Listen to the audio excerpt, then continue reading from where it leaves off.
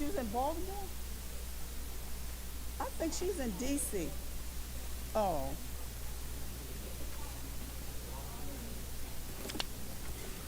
Okay. Thought you would like to know.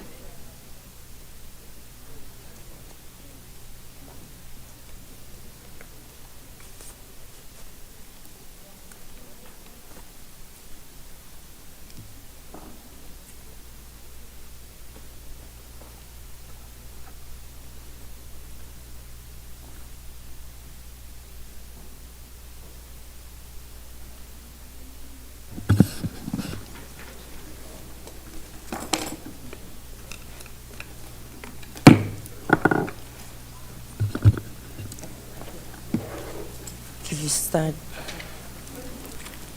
The time is now 7:19.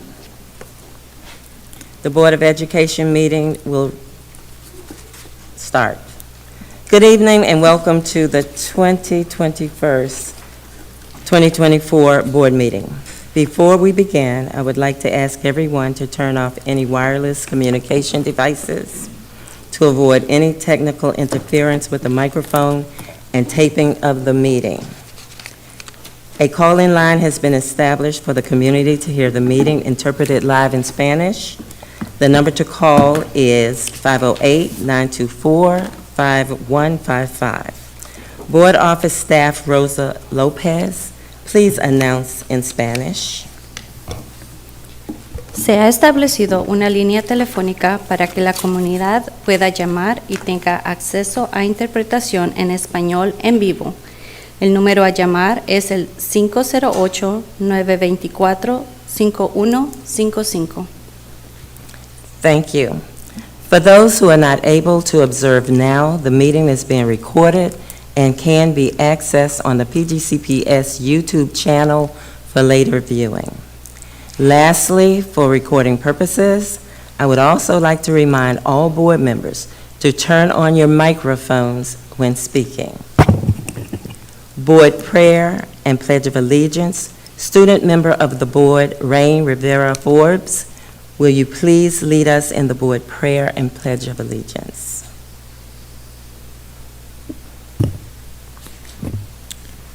O God, we pray to minister that which is just in all educational policies, being ever mindful of your guidance. Steer us to action with love, wisdom, and understanding. Amen. Amen. Please stand for the Pledge of Allegiance. I pledge allegiance to the flag of the United States of America and to the republic for which it stands, one nation, under God, indivisible, with liberty and justice for all. Thank you, Board Member Rivera Forbes. The Board of Education's commitment statement will be led by Vice Chair Walker. We, the Prince George's County Board of Education, a united group of informed members, are committed to showing up with loyalty to our stakeholders, affirming our resolve for collegiality with the focus and readiness to address the rigor of the work before us. We will ask succinct and intentional questions that build trust in our governance, decision-making, and oversight, leading to the advancement, prioritization, and equity of our school system. Thank you, Vice Chair and colleagues. Ms. Barton, please call the roll. Mrs. Adams Stafford. Here. Ms. Boozer Strother. Present. Mr. Briggs. Present. Dr. Harris. Present. Mr. Jackson. Here. Mrs. LaSalle Frazier. Dr. Juanita Miller. Present. Dr. Sapora Miller. Mr. Murray. Mrs. Rout. Ms. Walker. Present. Ms. Rivera Forbes. present. Mrs. Mickens Murray. Present. There are 9 in the affirmative and 0 in the roll call. Yes. The March 21st, 2024 Oh, the roll call vote. Thank you. Thank you. The question is on the adoption of the March 21st, 2024 Board of Education meeting agenda. Second. It has been moved and seconded. Is there any discussion?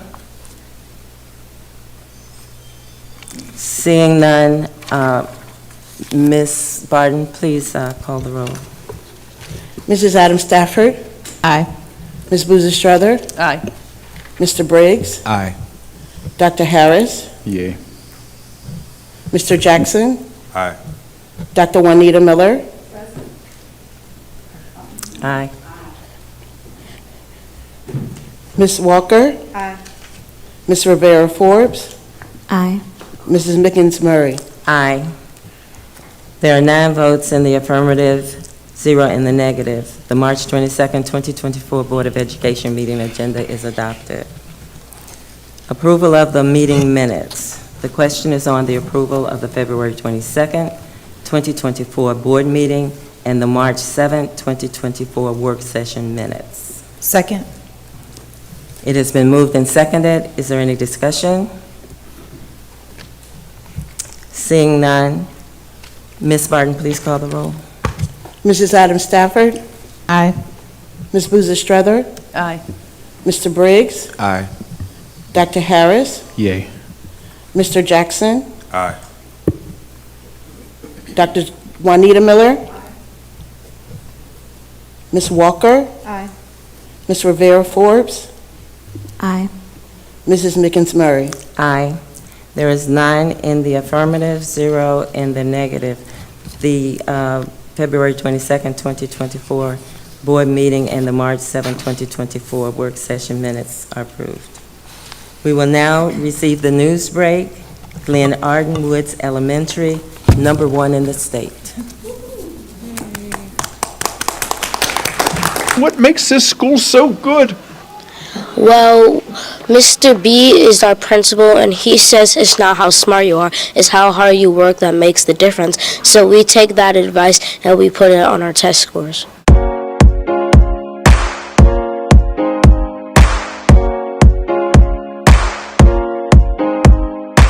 With a test score of 94.2% proficiency on the MCAP, Maryland's Comprehensive Assessment Program, Glen Arden Woods Elementary School, with its talented and gifted students, now has bragging rights that no other Maryland school can claim. In the state of Maryland, Dave, there are 855 elementary schools. 855, and this year Glen Arden Woods is ranked number 1 in the state of Maryland. And we're so excited and proud of that achievement. It's the love of learning that we celebrate each and every day. I always say, when schools, teachers, children, and parents work together, the impossible becomes possible. The superintendent was just here, Superintendent House, and he said that it's really great and it's amazing that we're number 1, right? And what we're trying to teach the kids is how it's important to continue to strive, to keep that position, to do your best, right? So we want to make sure that they understand the responsibility that comes with it. The top spot is hard to achieve. Is it fun? Yes, it is. Why is it fun? We do different activities. I love learning in this class.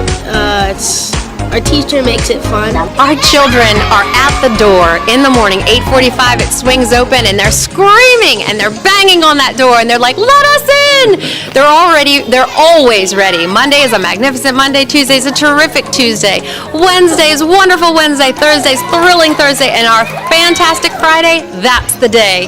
That is truly the day that you get the most love. After we've worked hard all week long, we celebrate. It's our Friday. We play music. It's truly a spectacle and a wonderful sight to see. We're always GWES proud. Do they know what they've accomplished? Oh, they know what they've accomplished because Mr. B talks about it all the time. It's a big deal, right?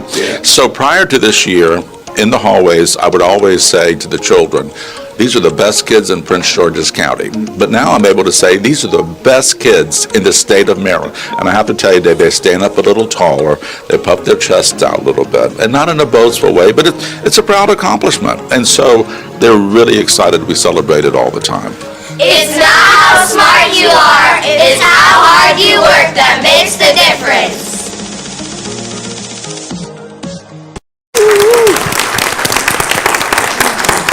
Thank you to Chief Patel and the Communications Office for this great presentation and honor. At this time, we will have the unsung partner. The chair recognizes Board Member Juanita Miller to present the unsung partner. Good evening, everyone. It's always a privilege and a pleasure to recognize former Prince George's County proud adults. And tonight, I have the opportunity to recognize a young lady who has made Prince George's County Public Schools proud. Taylor Thomas is a well-known and respected radio and television news journalist.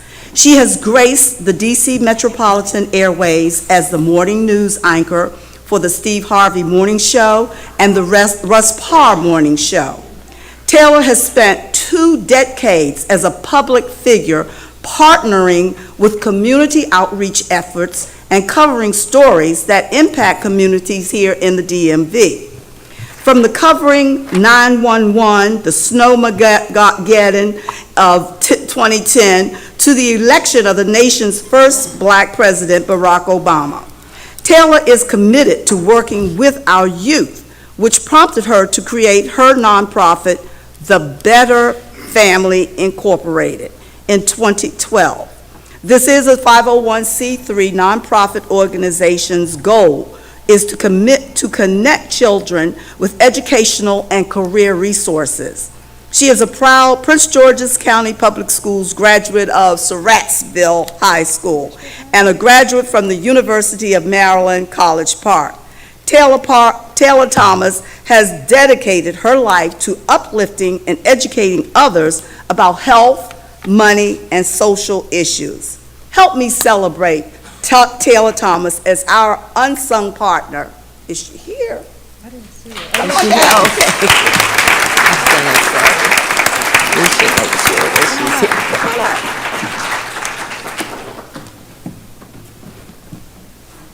Board members, you can join me. Yes.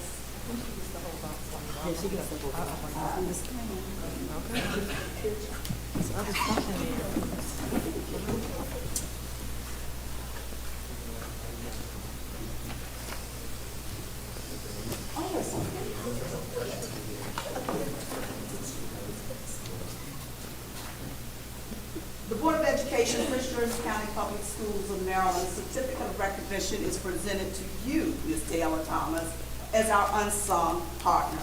A well-known and respected radio and television news journalist in the Washington, D.C. metropolitan area, who is alumni of Prince George's County Public Schools, dedicated to providing children with vocational and educational resources through her non-profit organization, The Better Family. Thank you for your dedication and thank you for coming back home to serve those in our community. Congratulations.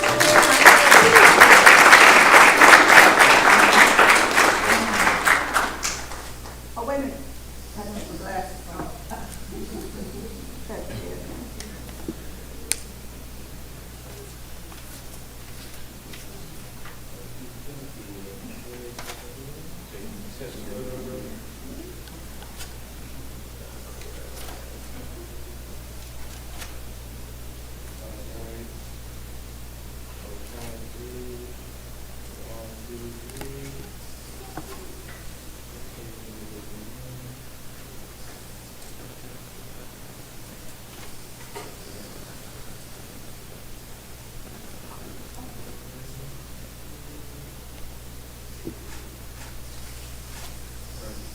I forgot one other thing.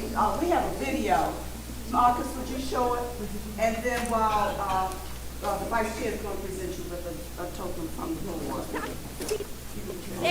Expo is a one-day event created to connect children and their parents to educational resources, health resources, and diversity opportunities. It is incredible. We have a reading lounge. We have a STEM zone. It is huge. Everything from drones to robotics, a fitness stage, a cooking stage. We all love food, right? You'll love that. And of course, we have a pageant, fashion show, 100 interactive vendors here. Outside, we'll take you out there. Yeah, we have horses. Yeah, so pony rides. We have therapy horses. We even have a petting zoo. And of course, we would not be a Tots to Teen Expo without showing our EMS fire and other emergency vehicle displays. It's the Tots to Teen Expo. It's meant for kids, and it is right here in our community. We're so happy to have our many partners that feel the same way that we do about connecting kids to educational and health resources. What is your name? My name's Veronica. How are you? Good. What's the name of your business? The Stand Foundation. You work with horses? Yeah, I do. So what I do, I am a certified therapeutic riding instructor, and I work with cool horses like Blue and therapy lessons. Hi, my name is Madison, and welcome to the 2023 Tots to Teens Expo. Let's go see what our street vendors have for us today. Hello, miss. What is your business called? Hi, my business is called Ooh La La Cupcakes. Ooh, can I try one? Yes, you can. You want to try? This outreach program is dear to us at Howard University. In our academic community partnerships, we have a long-standing relationship with the Better Family, going back to the first Tots to Teens. To be here and be a part of the Tots to Teens Expo is so great. I can't really put it into words. We're just excited to be here. Care First has been a long-time supporter of the communities that we serve. It's a wonderful occasion. Thank you so much for putting it on for the past 8 years, and thank you for having Prince George's Community College Culinary Arts Center be a part of it. Thank you. Congratulations. I have my sister-in-law who's here, and I'm trying to see the other ones come through. They want you to come up front too. I just wanted to say take a minute to say thank you. I am truly humbled and honored to be here. I grew up in Europe, but I am a product of Prince George's County. I graduated from Sir Waxville High School, and I graduated from the University of Maryland at College Park. I am a Terrapin. I am really proud to give back to this community. It just makes me happy to know the nonprofit that I created to give children in Prince George's County access and resources to the many programs that are already here. Just makes me smile. That first young lady that you saw up there, the first one, she was 5 years old. We spent 2 days with her. And she said she wanted to do it. The first day she wouldn't talk on the microphone. And I said, don't worry, the day of she'll be 5. She's 5. Every time I see her, her mother says, she can't stop looking at the TV. She picks up all sorts of objects. They come up with their own questions. To me, it's all about opportunity and exposures. Let them do it and say they don't want to do it. Or let them do it and say, you know, this is not for me. So thank you, thank you, thank you. Kale is a member of the Divine Nine, too. You're welcome. Thank you. Congratulations again.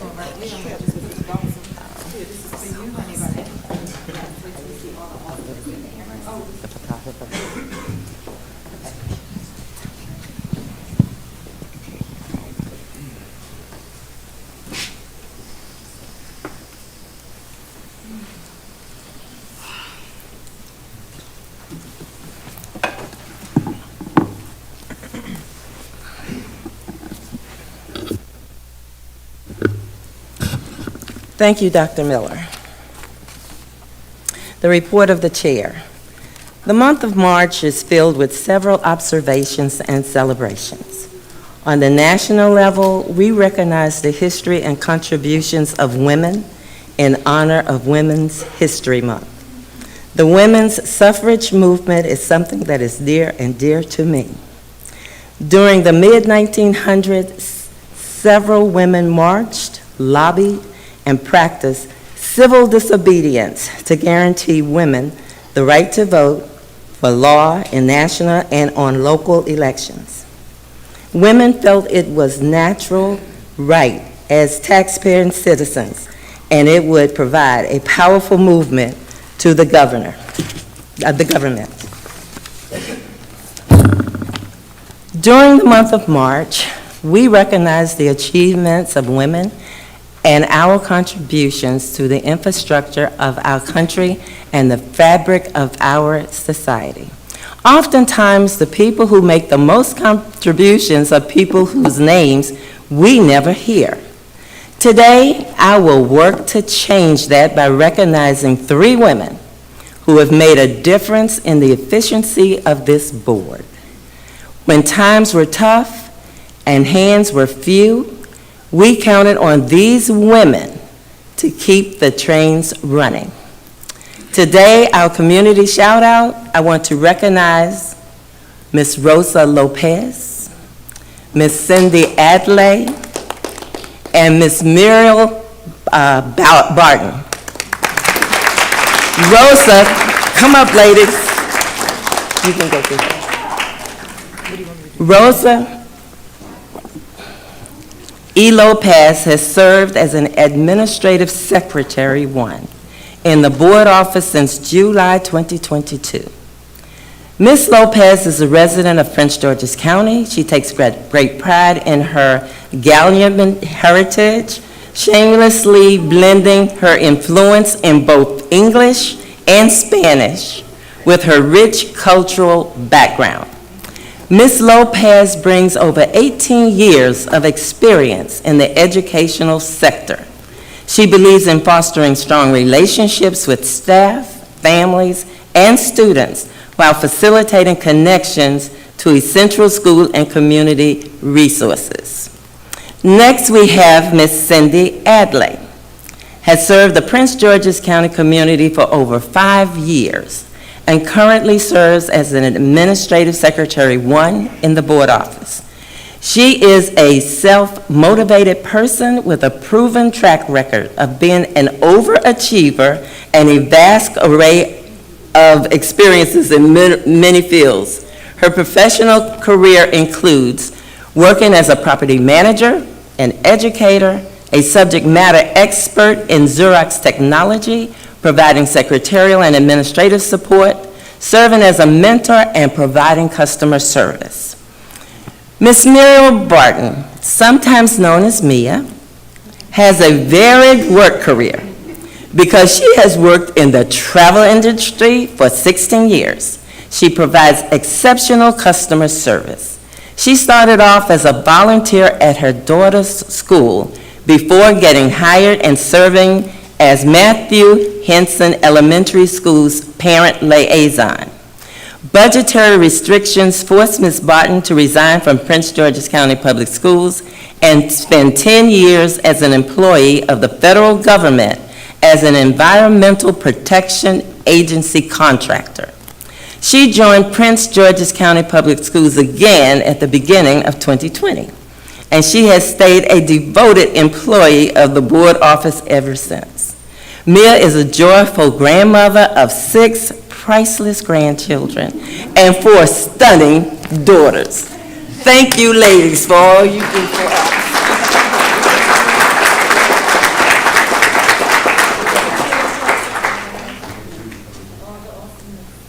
Thank you so much.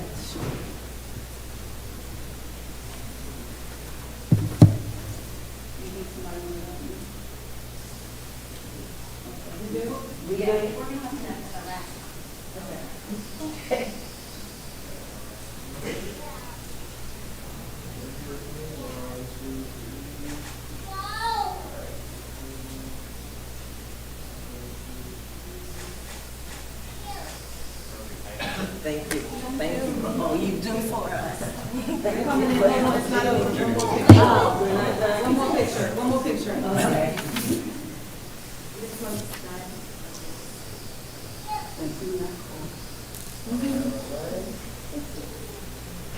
All right, on 3. 1, 2, 3. All right, not yet. Board of Education on 3. 1, 2, 3. Board of Education. Thank you. Appreciate you, and thank you, Ms. Lopez. Appreciate you. Okay.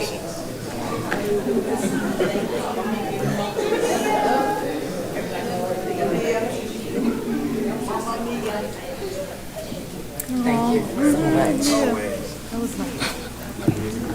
And they were surprised. They were. May we have another round of applause for the ladies of the board office.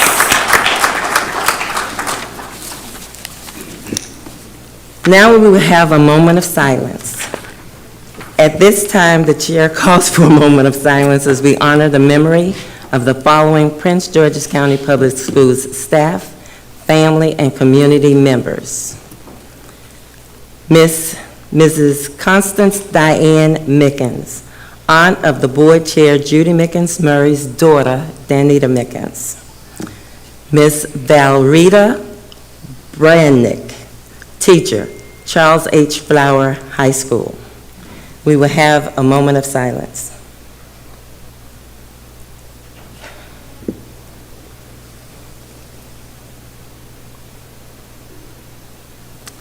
Thank you. At this time, the chair recognizes Superintendent House for his report. Thank you, Madam Chair and members of the board. I'd like to provide the board and the public with an update regarding the grading policy that has come up on a few different occasions. Just so you all know, last year, when planning for the implementation of the Maryland State Department of Education's new end-of-course assessment program, a grading task force was convened, including multiple divisions as well as school-based teachers and administrators. As a part of its research, the task force discovered that our district was one of the only districts in the state using a quarterly percentage versus letter grades when calculating our final grades. As a result of that, the task force recommended that the policy be updated to align our final grade calculation methodology with our neighboring school districts as well. With this said, there may be nuances with the new policy that need to be addressed. There is a team of staff members that continues to monitor the student grades in particular to identify any modifications that may be need or any policies as well. As a result, the team has identified noteworthy trends in student grades. I mentioned during our last meeting both chronic absenteeism and student discipline trends are heading in the right direction. So are our grades as well.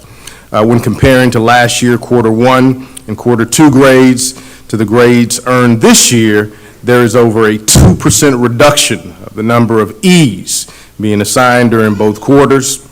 The increase is actually felt across letter grades as well. Another positive story regarding our students and our staff and the hard work that continues to happen with them. Madam Chair, that does conclude my update and report. Thank you, Superintendent House. Now we will have Outcomes and Outputs, Operations, Budget, and Fiscal Affairs Committee. The chair recognizes board member Shayla Adams Stafford, the Operations, Budget, and Fiscal Affairs Committee Chair, to introduce the Outcomes and Outputs for the committee. Good evening, everyone. The Operation, Budget, and Fiscal Affairs Committee is charged on behalf of the board with oversight of issues involving school system operations, budget, and fiscal affairs.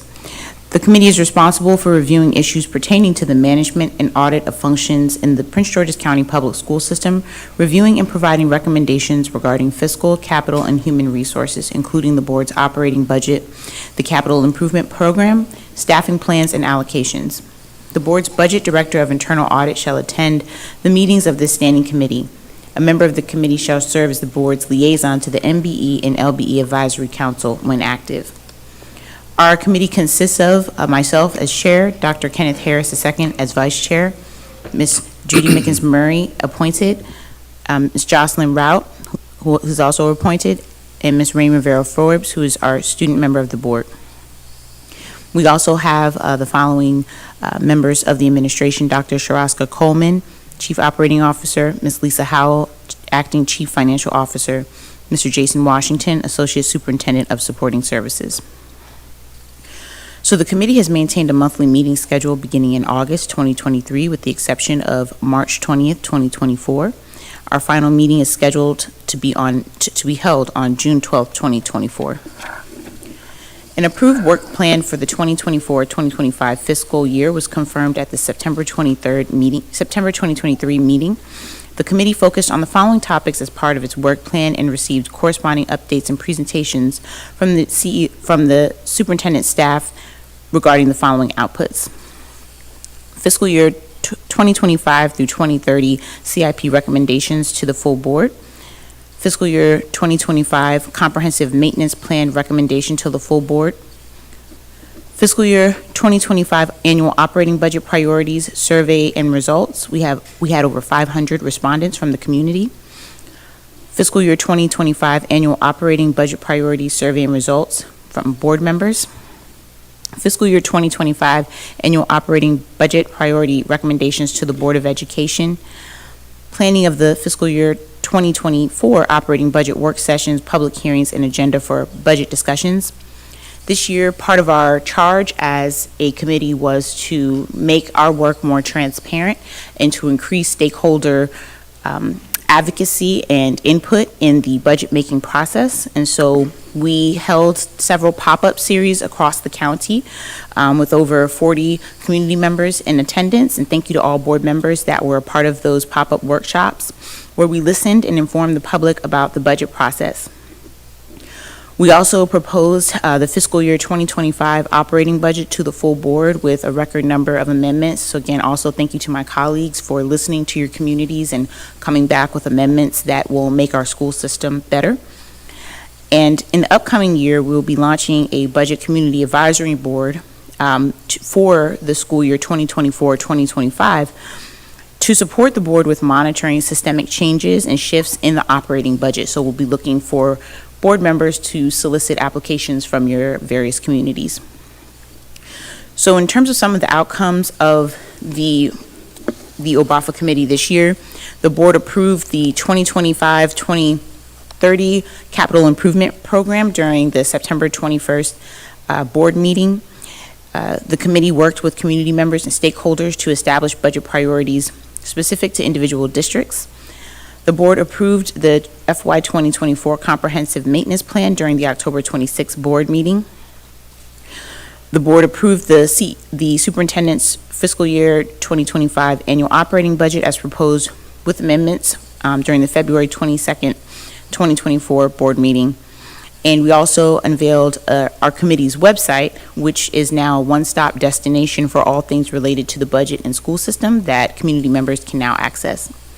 Moving forward, the committee is eagerly awaiting the decision of the county and the state regarding our fiscal year 2025 annual operating budget. Hopefully, we will be able to receive the requested amount in full to meet the dire needs of our students. If not, we're prepared to collaborate with the administration to reconcile the budget in the best interest of the PGCPS students, employees, and community. Thank you very much. Thank you. At this time, we will recognize the chair recognizes Jonathan Briggs, the Policy and Governance Committee Chair, to report on the committee's recommendations. Thank you, Chair Mickens-Murray. And just to clarify, this is item 2.14, right? Okay. The Policy and Governance Committee met virtually on March 12, 2024, and discussed the revisions to the following policies. Revised Policy 0125, non-discrimination. This policy aims to affirm the board's commitment to promote an environment for students, employees, and the entire PGCPS community that is free of discrimination, and to designate which office is responsible for handling inquiries regarding this non-discrimination policy. The second is Revised Policy 2600, Records and Documents Management Program. This policy aims to provide criteria and guidelines for a system-wide records and documents management program. The committee voted unanimously to forward the policies to the full board, recommending that they be approved to seek public comment. On behalf of the Policy and Governance Committee, I move that the 12 policies be approved to seek public comment.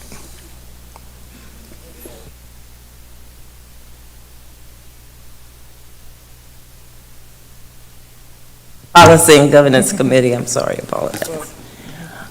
Are there any questions? Seeing none, Ms. Barton, please. Oh, I have a question. I see one. Board Member Boozer Strother. I guess just point of process, like to vote to support the recommendations. Like, this will be the vote to support them, not just receive the report. Right. Okay. Thank you.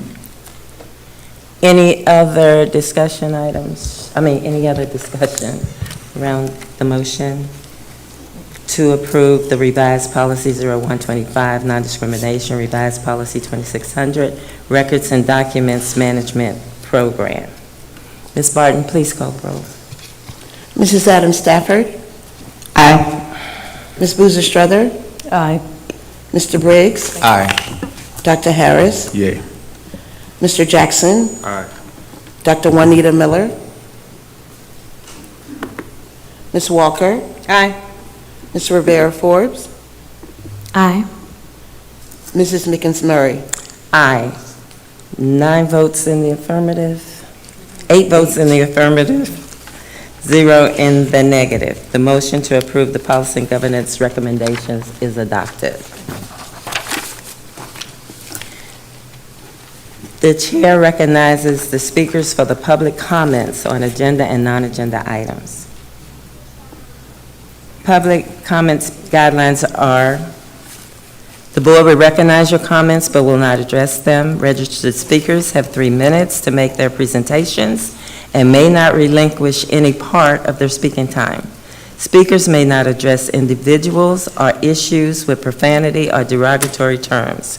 You will be warned once. If you continue, your comments will be muted and you may be removed from the meeting.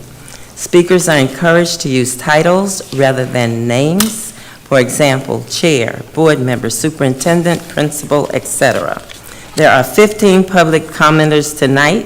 Our first speaker is Nate Hansen, 12th grade student at Eleanor Roosevelt High School. Funds to use for solar panels. Good evening.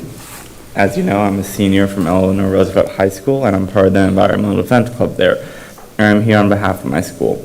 I'm here to advocate for solar panels on Eleanor Roosevelt's roof. Installing these panels would give about 3,005,749 kilowatts of power per year. As a high priority Cycle 3 school, it will soon be the perfect time to begin construction of these panels. Grants from the Maryland Energy Association can reduce any installation costs and may be enough to reduce any and all upfront costs of this construction project. The extra power will save on operating costs of the school, namely lowering electricity bills. The money saved could be used to boost teacher salaries and other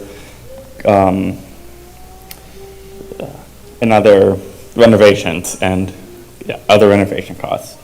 I hope that you consider not only doing this for Roosevelt, but when renovating any other schools, as it is important to combat climate change at its source. Thank you. Thank you, sir. Our next speaker is Tanya Wingfield, Citizens for Accountability and Governance, Budget.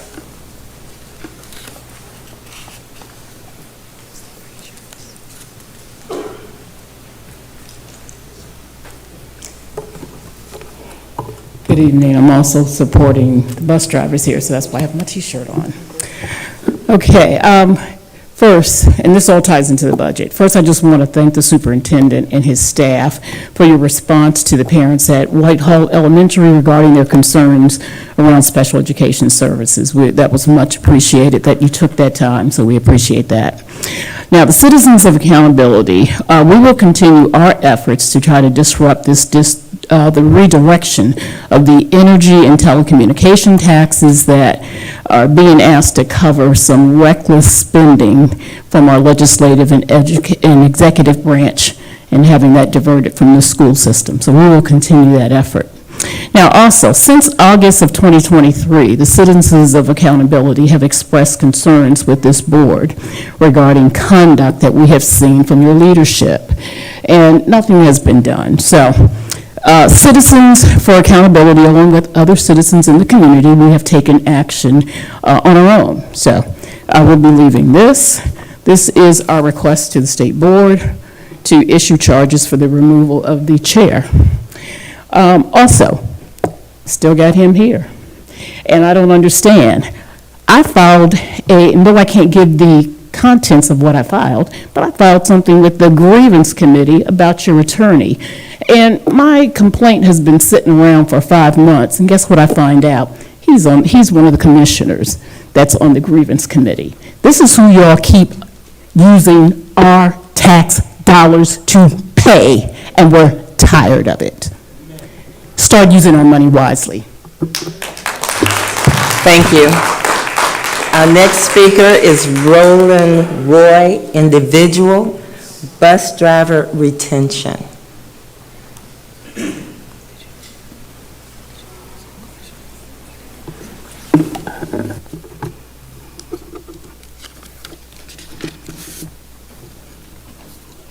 Good evening, Board.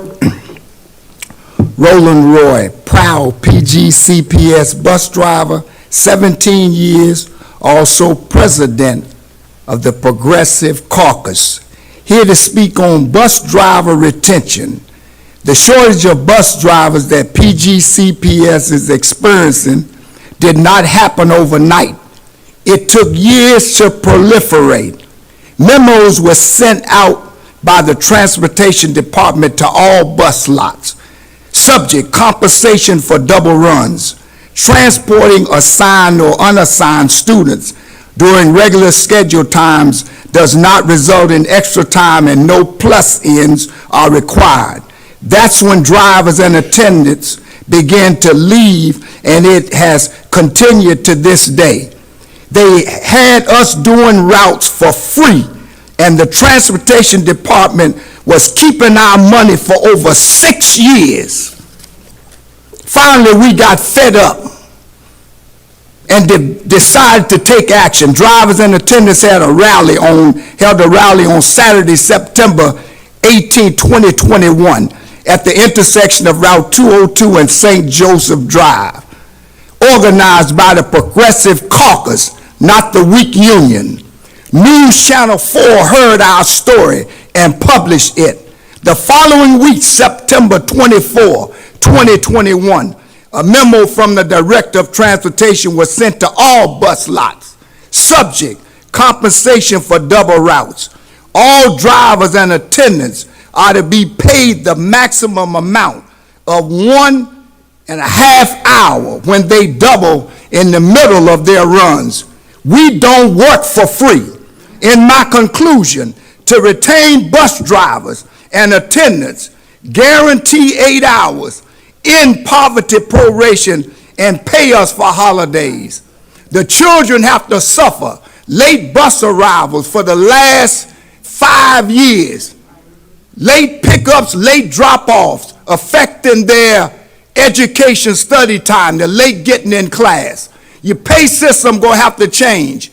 You will never be able to hire drivers and attendants unless you change your pay system. 17 years at ground zero. I know what's happening. Y'all gonna have to listen. Children are suffering because of poor decisions from grown folk making 6 figures. We transport the children. We know, ask us.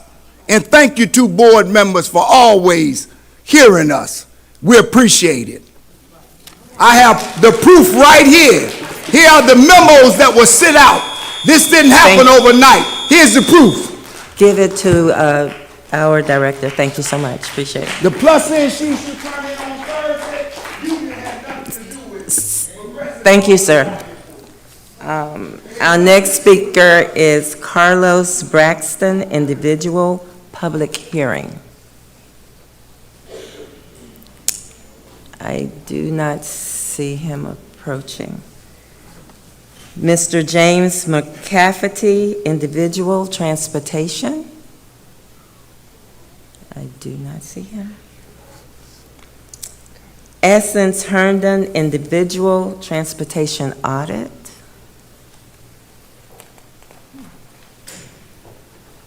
Okay.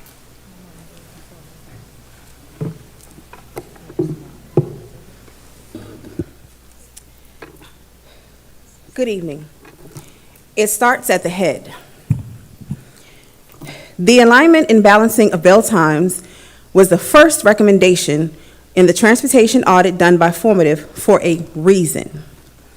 The overlapping of bell times causes a myriad of issues, like irritated parents looking for their child's bus, dispatch constantly badgering drivers for ETAs, frustrated drivers because they can only move but so fast, yet we're expected to be, for example, dropping off at Northwestern High School by 8:18 a.m., but picking up the third stop for the next school by 8:05 a.m. on Kenilworth Avenue.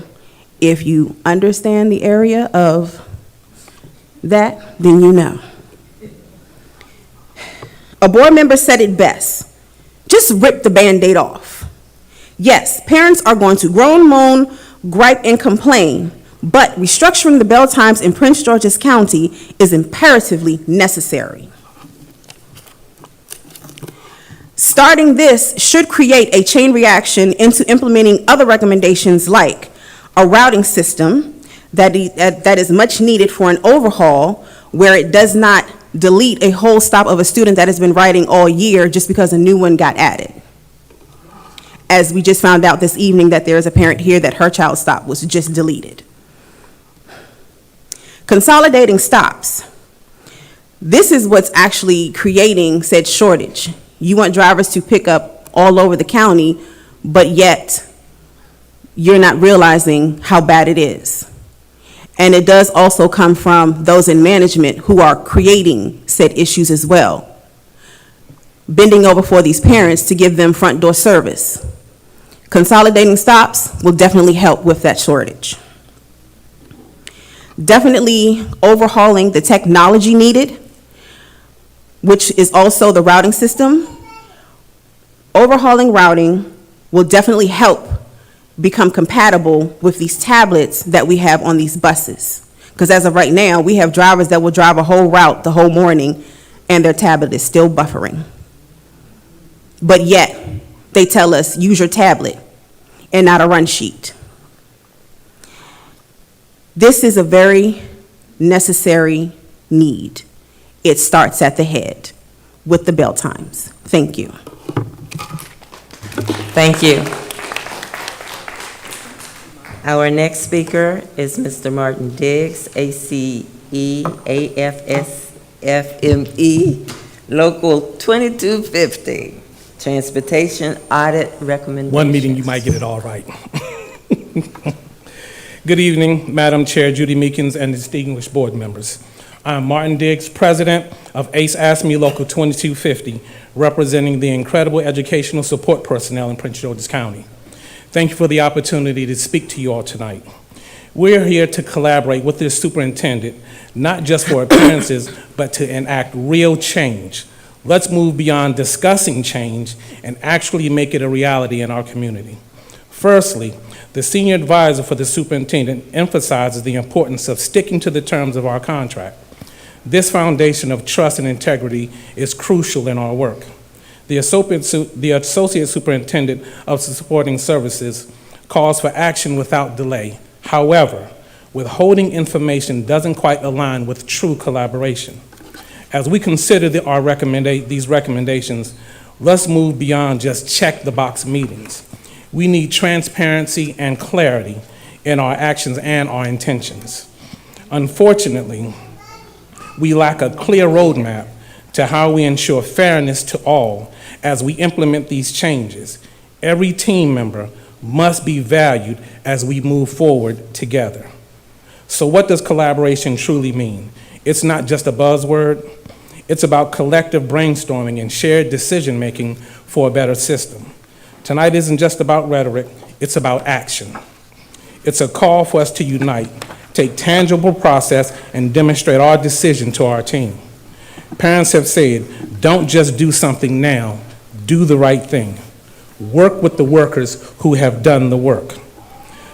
Last month, I believe it was Board Member Struthers, correct me if I'm wrong, made a comment and said, we're supposed to take this $80 million and make transportation better, not necessarily try to save dollars. Do our actions align with our grand statements that we make? We must ensure our comments are backed by meaningful actions. Since the audit reveals a shortage of funds for the upcoming school year, I'll leave you with 2 questions. Firstly, what is the extent of the tax break that PGCPS has received? Transparency and accountability demand our attention here. Secondly, let's discuss the allocation of funds from the Employee Retention Act within the school system. Where exactly is that money being utilized? Thank you for your attention tonight, and I wish you all a wonderful evening. Thank you. Mr. DeMarciano Hudley, Individual Budget and Audit. All right. Hi, DeMarciano Hudley, Shop Steward for Transportation. The audit showed that we needed to adjust the bell times and consolidate runs. With that being said, the bell times are overlapping. You have 2 different elementaries, Tier 1 and Tier 2. If we all put all the elementaries on one tier, middle school on one tier, and high school on one tier, it'd be a lot easier to cover the routes. Part of the issue that we're having now is also the routing system is outdated. The definition of insanity is doing the same and using the same equipment over and over again and expecting a different result. It's just null and void. You have 3, 4 different buses going to the same school, and then you'll have the routing system will put a stop on a existing route, but it's on the other side of town. And so now you have 3 buses going by the same stop, and now you're having time spent going over there, which can be spent doing other things and getting other runs covered. Currently we're having new drivers leaving because they can't pay their bills and support the families. These drivers also have children that attend Prince George's County Public Schools. And with that being said, the students are being deprived from receiving the essentials needed to be proficient in the classroom. Wayfinder system does not work. When we put the information in, it takes about 20 minutes, sometimes even more, to input the data and to set up the routes. And we are not getting paid to do so. So that's coming out of our times. Before we even do our pre-trip, we're trying to get that stuff into the system, and it does not work.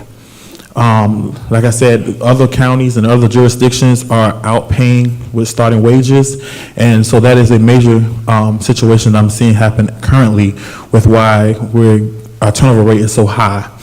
They're saying that they can't pay their bills and that this county is paying them more than Prince George's, and so we're losing a lot of drivers. So we need to do something to ensure that our young scholars have the support that they need in order to get to and from school safely. Thank you. Thank you. Ms. Simone Springs, Individual, Respect the Contract. Is that, okay.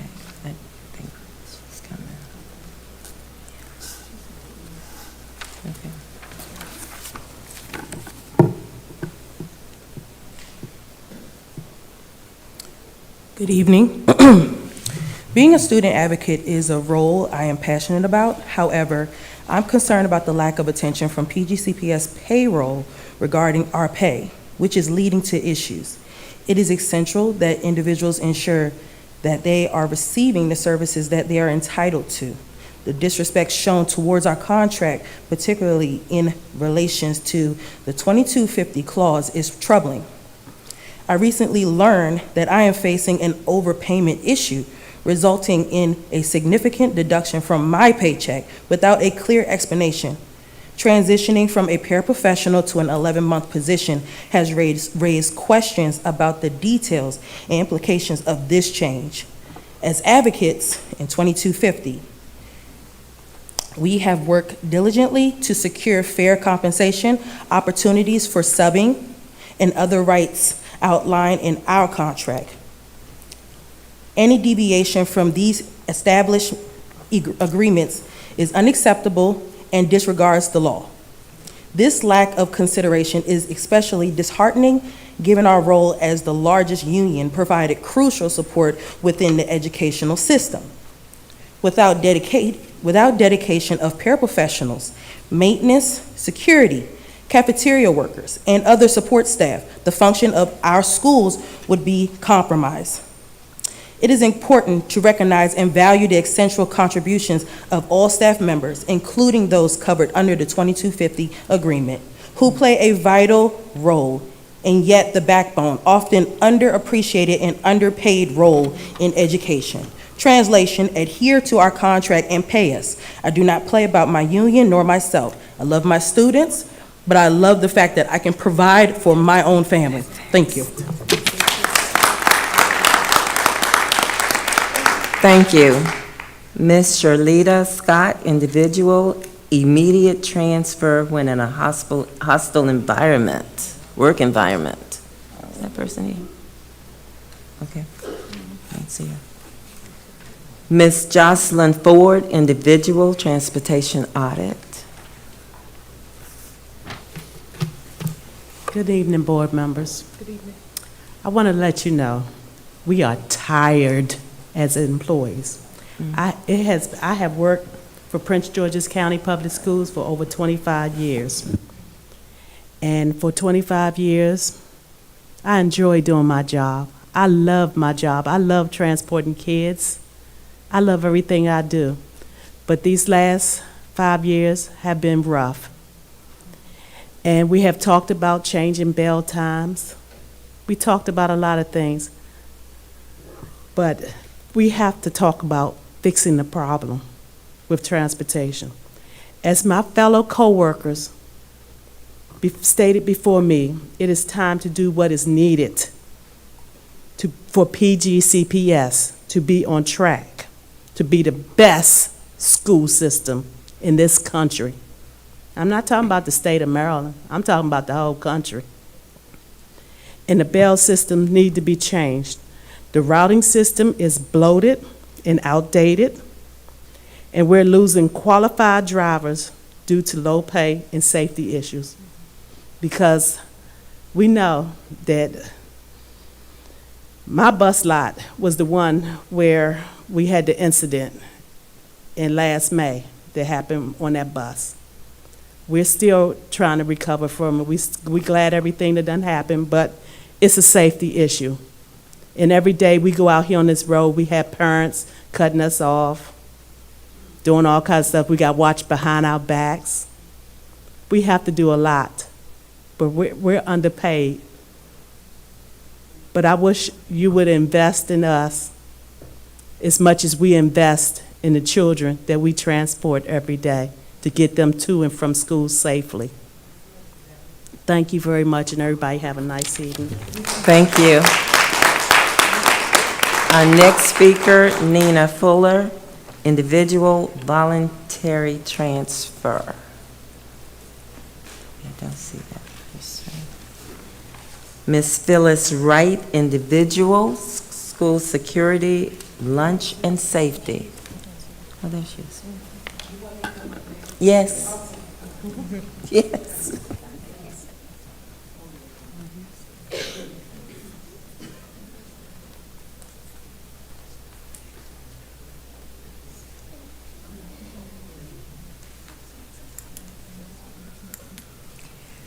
Good evening, board, everyone. This is my beautiful daughter here, a student at Flowers High School, where I volunteer on Fridays. I'm coming to ask the board to give us more security.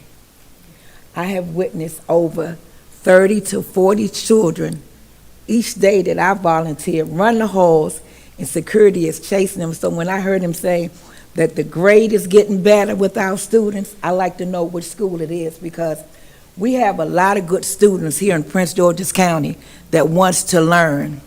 But we have a lot of students also that's interrupting our children who's there for a quality education that needs to be addressed. There's no accountability for these children. They have more rights than the teachers do. They are being disrespected, which is not good for the staff and the students. My daughter is a good student. You know, she's an outstanding student, and I want the best for her. But when I witness as a mother at 63 who volunteer in these school systems, don't ask for a dime. I do it because I care, and these babies are our future, and I want what's best for our children. So when we all sit up in here and make decisions for our children, walk in those schools and see what's going on. Don't go by the data that's not showing by what's going on in these schools. As of last week, I was in William Hall Academy. There was a baby there in the cafeteria that was eating a cheeseburger tie. If I didn't stop that baby from eating that tie, those cafeteria workers in this county would be still paying for that baby. Thank God I was in there volunteering. When I gave it to the cafeteria manager, she laughed at me. And then she also said, I want that B calling me to get out of there because she here to start trouble. I'm in there trying to volunteer and help and assist. So when you all make the decision for our school, please walk those halls, walk in those positions of those teachers and those staffs. I asked you before, when I was here the last time, to please get us some security over there. I had a radio, and I know about 40 children, and Fly was going from one end of the hall to the next. They don't want to learn. They don't want to learn. It's called accountability. We need to hold these parents accountable for their children's actions. You know, we need to make sure our workers are held accountable as well. And we need to hold each and every one of you all accountable. Shayla, I appreciate the hard work that you're doing out in the community. Byron, I appreciate what you're doing as well, but we need to do more. We have to do more to do better for our children. These babies are our futures. And if we don't invest in our babies, you think they're at your door now, they're going to come up. You wonder why crime is with the children? Because they're not being accountable in the schoolhouse. Make them be accountable for what they do in the schoolhouse. Change those guidelines that you have to give these children too much leadway to get in trouble and be disrespectful in the schools and not being held accountable. Something needs to be done now. I'm asking, this is the last thing I'm going to say. I'm asking you all, please put security in Flowers, and please, in that cafeteria, if that baby. Thank you. If that baby had. We understand. Thank you so much. You understand, please do something, because I'm going to be back in there again. Thank you. Thank and the next time, I'm going to have the press with me. Thank you. That's what I'm going to do next. The next speaker is Camry Thomas, Individual Policies and Procedures.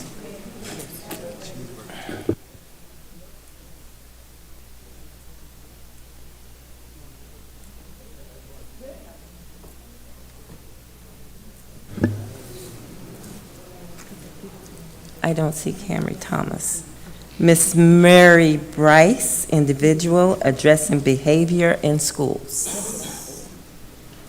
I don't see her. And that was the last individual that signed up to make public comments. Thank you for your comments this evening. We will move to 4.0. The chair recognizes Superintendent House to present items 4.1 through 4.2. Thank you, Madam Chair and board members. I'd like to invite Dr. Doug Strader to the microphone, as well as the accountability team, to share with us some about culture and climate and the survey reports that have accompanied this work. Dr. Strader? Oh, thank you, Mr. House. Good evening, Madam Chair, members of the board. The strategic planning team, led by Director Weatherington, has provided a summary of the climate and culture survey results for us this evening. We're grateful for the engagement of students, families, staff, as their input is essential to driving the continuous improvement efforts for the district. The information from this survey has and will continue to help us to determine what is working well and where more progress is needed in our ongoing efforts to advance the academic excellence throughout the district. I'd now like to introduce Director Weatherington. Hi, good evening. So here, we're not going to play the video tonight, but on our PGCPS YouTube page, you'll be able to review a video that highlights our strategic plan. It features instructional staff as well as students from Bowie High School, highlighting our strategic plan. So we encourage you to look at that later, but we're going to jump in. So first, we want to say thank you to our students, families, and staff for sharing their feedback. We said a couple of times we had just over 28,000 respondents to our climate and culture survey. And as you can see over the years, we have done a lot of work to increase that response rate. So we want to thank our social studies teachers and our curriculum and instruction team for creating time and space for students to take the survey in class. Our parent engagement assistants for sharing details on the survey with families, our communications team and our print shop for supporting the survey with outreach, messaging, and materials. Here we just wanted to highlight a couple of demographics for you all so you can see the rates of responses just across various stakeholder groups. Our students led the charge with 67% of these responses, followed by our staff members and our families. You can see that our instructional staff make up majority of the almost 4,000 school-based staff that took the survey. Of those staff, the majority of them have been in PGCPS between 4 to 6 years and 7 to 10 years, as well as the huge increase in our Hispanic and Latinx population with 32% of our responses. Hanover, our partner in completing our climate and culture survey, shared some key findings and next steps aligned to addressing our equity concerns, communicating which supports are available for students not meeting grade level standards, communicating how PGCPS distributes resources across schools, and further increasing our equity-related staff professional development.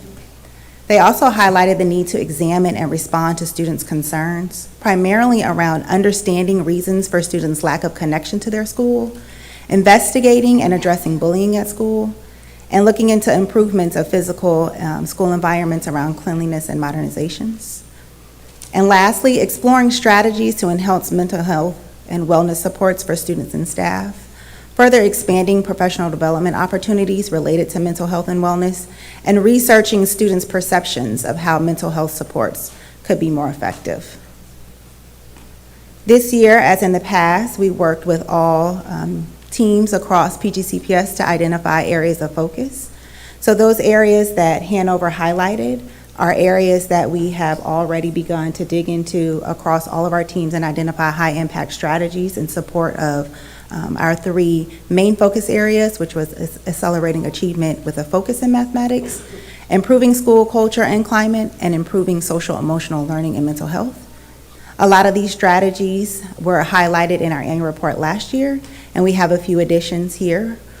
We wanted to focus on and just point out for you all some of our academic strategies around math tutoring, interventions and enrichment, our math community outreach, our professional learning, including science of reading, our data tools, which we presented on last week, which include our cohort tracker and our CSI dashboards, our improving school climate and culture survey, our culture strategies, which include professional learning again around restorative approaches, innovations and investments in innovative learning spaces and transportation methods, enhanced safety measures, targeted communications campaigns, our hiring pathways and our review of our human resources metrics, and lastly, our improving social, emotional, and learning and mental health strategies around additional PD for social emotional learning, and our mental health offerings from Wellness Wednesday, mental health services aligned to Hazel Telehealth, and our return from suspension counseling.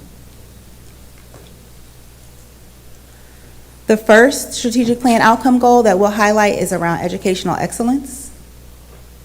Most respondents indicate positive feelings regarding emotional climate and physical environment in PGCPS. Our students did report significantly lower rates than families in both areas. So that's why Hanover is encouraging us to further dig into, as you can see, 39% of students like school and 37% feel welcome. As compared to staff members and families, they had much higher rates of feeling welcome and feeling connected. And significantly fewer students express positive perceptions of physical environments versus families, 38% versus 72%. So also encouraging students to share their perceptions of their school buildings. We can see that, the age of the building for adults does not always result in thinking that the building is not a great place, but we want to learn more how we can support our students. And this just shows those rates on this chart. We're not going to dig in, but the rates on the previous page are here. Just so you can see those comparisons in another format. So you can see feeling connected to school, 37% of students versus our staff and families, feelings about feeling connected to their schools, as well as clean and well-maintained, just the differing in perceptions between how students feel and how their families feel. Here you'll see that most respondents express positive perceptions of PGCPS academics. Fewer students express positive sentiments related to academics compared to staff members. Most respondents agree or strongly agree that teachers provide students with opportunities to work in small groups and challenge them to think critically. And over 2/3 of our families agree or strongly agree that PGCPS prepares students for college and careers. Again, here we wanted to show you just those comparisons so you can dig in more and see the areas where we want to further support students to ensure that they understand how this curriculum is relevant and help them make meaning to the world, as our staff and families both see those connections very strongly at 74% and 80%. These were some quotes in our open-ended comments section from staff and parents and students. I think teachers at my school teach me to the best of their ability, and I love how they each find different ways to explain things that I may not fully understand, as well as staff sharing that the pre-K curriculum supports staff with culturally responsive teaching practices. And we still want to work closely with parents to ensure that they have opportunities to feel welcome at school and participate in events. And these are just some of our high-impact strategies aligned to academic achievement. In support of students not meeting grade level standards, where we will continue to communicate math tutoring interventions and enrichments that's available, amplifying some of our other supports, providing data-driven math instruction, continuing to provide professional learning in mathematics for special education teams, ESOL teams, and math teachers, as well as science and reading. And as we presented last week, all of our data tools that are aligned to ensuring that both internal and external stakeholders have the ability to address academic achievement concerns. The next area we'll highlight is excellence and equity. Respondents expressed mixed opinions on resources and supports provided by PGCPS. About half of the families agree or strongly agree that resources are distributed equitably across the school district. And students and families, just over half, agree or strongly agree that the district provides enough resources to support students not meeting grade level standards. So again, here you can just see some of that data and how they perceive our resource distribution and just where they want more support around academics.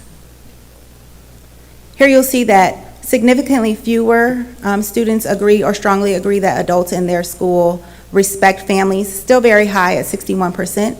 Again, compared to staff from diverse backgrounds and families, 76 and 80%.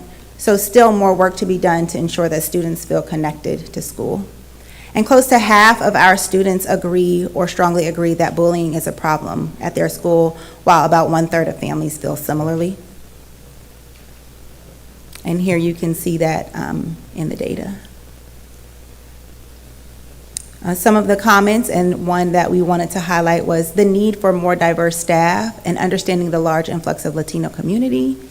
And another parent said bullying has occurred multiple times already this year, and students and or their parents are not held accountable. But we do have a lot of strategies in place to address equity concerns. Again, those aligned to academics, as well as professional learning and our data tools. Improving school culture and climate, we are still focused on our restorative approaches professional development, as well as our cultural competency and responsiveness professional development, and professional learning in the area of social emotional learning. And this goes for staff and students alike. The next area is workforce and operational excellence. So staff had mixed responses with respect to access to learning provided by the school district. They just want to see more professional learning related to mental health and wellness. 57% believe that there is enough, and equity-related issues, 60% said we offer enough.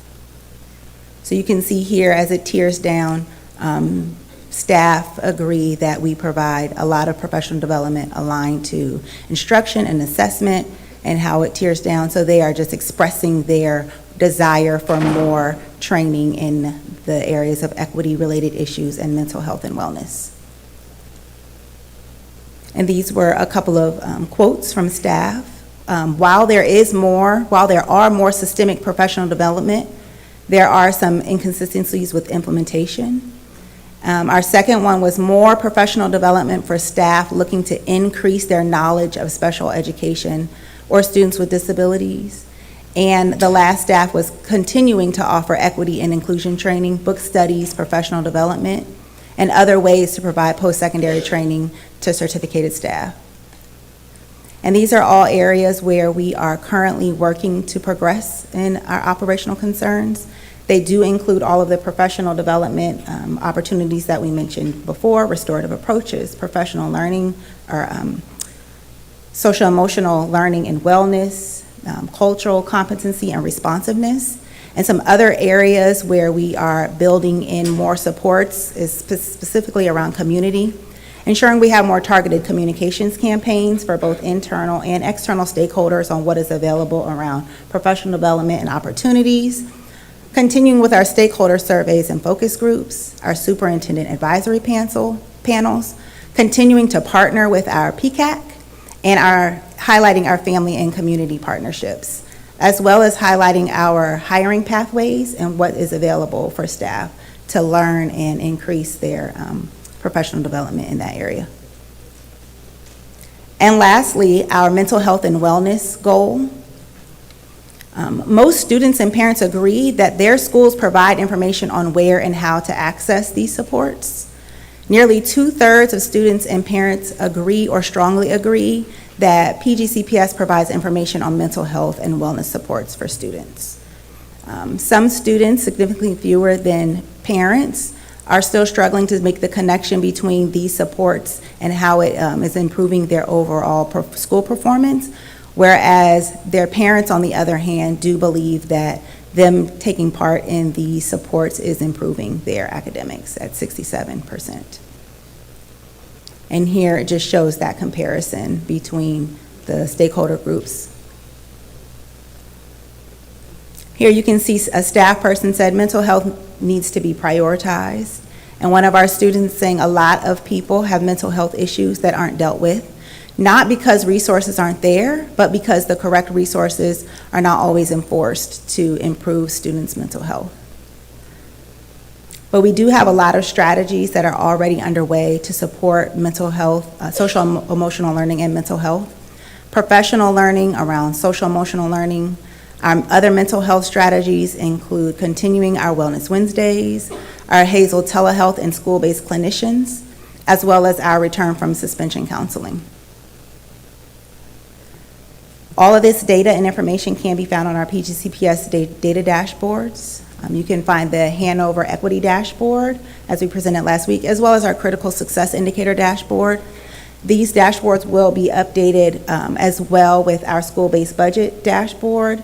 That'll do more work to show parents how resources are distributed across the school system so that we can dispel some of the myths in that earlier statement around equitable distribution of resources. And lastly, all of this information can be found on our website as well as in the staff portal around professional learning. That's it. Thank you. Dr. Strader, anything else? That concludes our presentation. Superintendent House, anything else? From you, did you want any more comments from No, you? ma'am. Okay, board members, we've received the presentation. Is there any discussion? Board member Adam Stafford. Okay, let me write. Okay, thank you so much for that presentation. I have a few questions here, and so I may just ask all of them at once, and then we can come back around. So I'm a little bit confused at slide number 9. I think after hearing what you stated, what I'm not hearing is any discussion around belonging. So I'm wondering, are we engaging in like some very explicit efforts for students to feel belonging? I know that we had a safe, welcoming schools initiative that we had engaged in, and colleagues correct me, I believe this was around 2021. And so I'm just wondering if we're still engaging in that initiative so students feel that sense of belonging at their schools.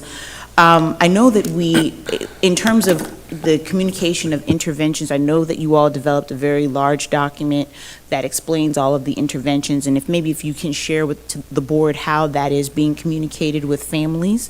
I know that we, as board members, have been advocating in sharing these in our communities, but just how is the average family getting communication about those? I'm wondering also just about the response rates across different groups here, and so I'd like to hear more about your response rate goals. Were they met for each of the subcategories, and why or why not? And then also, did you have any questions that would support students and staff from the LGBTQIA community in, sharing their experiences?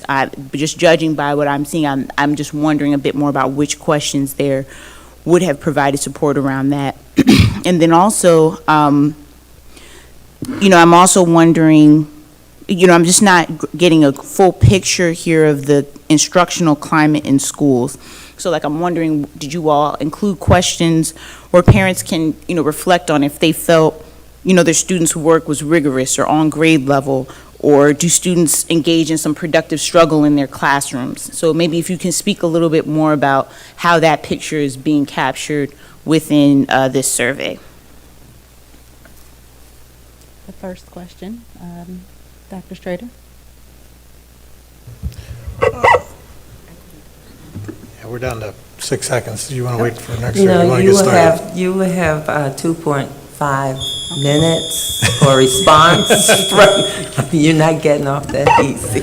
Okay. Yeah. I got them. We got 5 questions here to address here very quickly. So looking at slide 9, engaging in the belongingness. I believe in several of these questions, if we were to share with you some of the items, or if you were to look at some of the item analysis, I think that'll address some of these on how we attacked the questions regarding belongingness and the input from belongingness, as well as the questions related to the instructional program and the rigor of the instructional program. There's items specific to that. So number 9, engaging in belonging. Vanessa, you can fill in, but again, I believe when we take a look at the details within the survey, you will see how that's being addressed. The average family getting information and info regarding the instructional program or intervention programs, I'd have to defer to CNI Dr. White for that one. We can get back to you. Response rate goals. Regarding our response rate goals, we far exceeded it this year. And this is because we took upon a very rigorous campaign, including the instructional programs of our schools, to help solicit student input for the vast majority of our students anyway to be involved with this. Social studies teachers got engaged, so we far exceeded this year from where we were last year.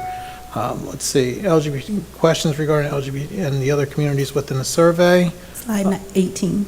So on slide 18, you will see where we discussed respecting students, families, and staff from diverse backgrounds. And then the data point aligned to that is on the next slide, 19. Thank you. Adults at my school or my child's school or workplace respect students, families, and staff from diverse backgrounds was one area where we wanted to highlight.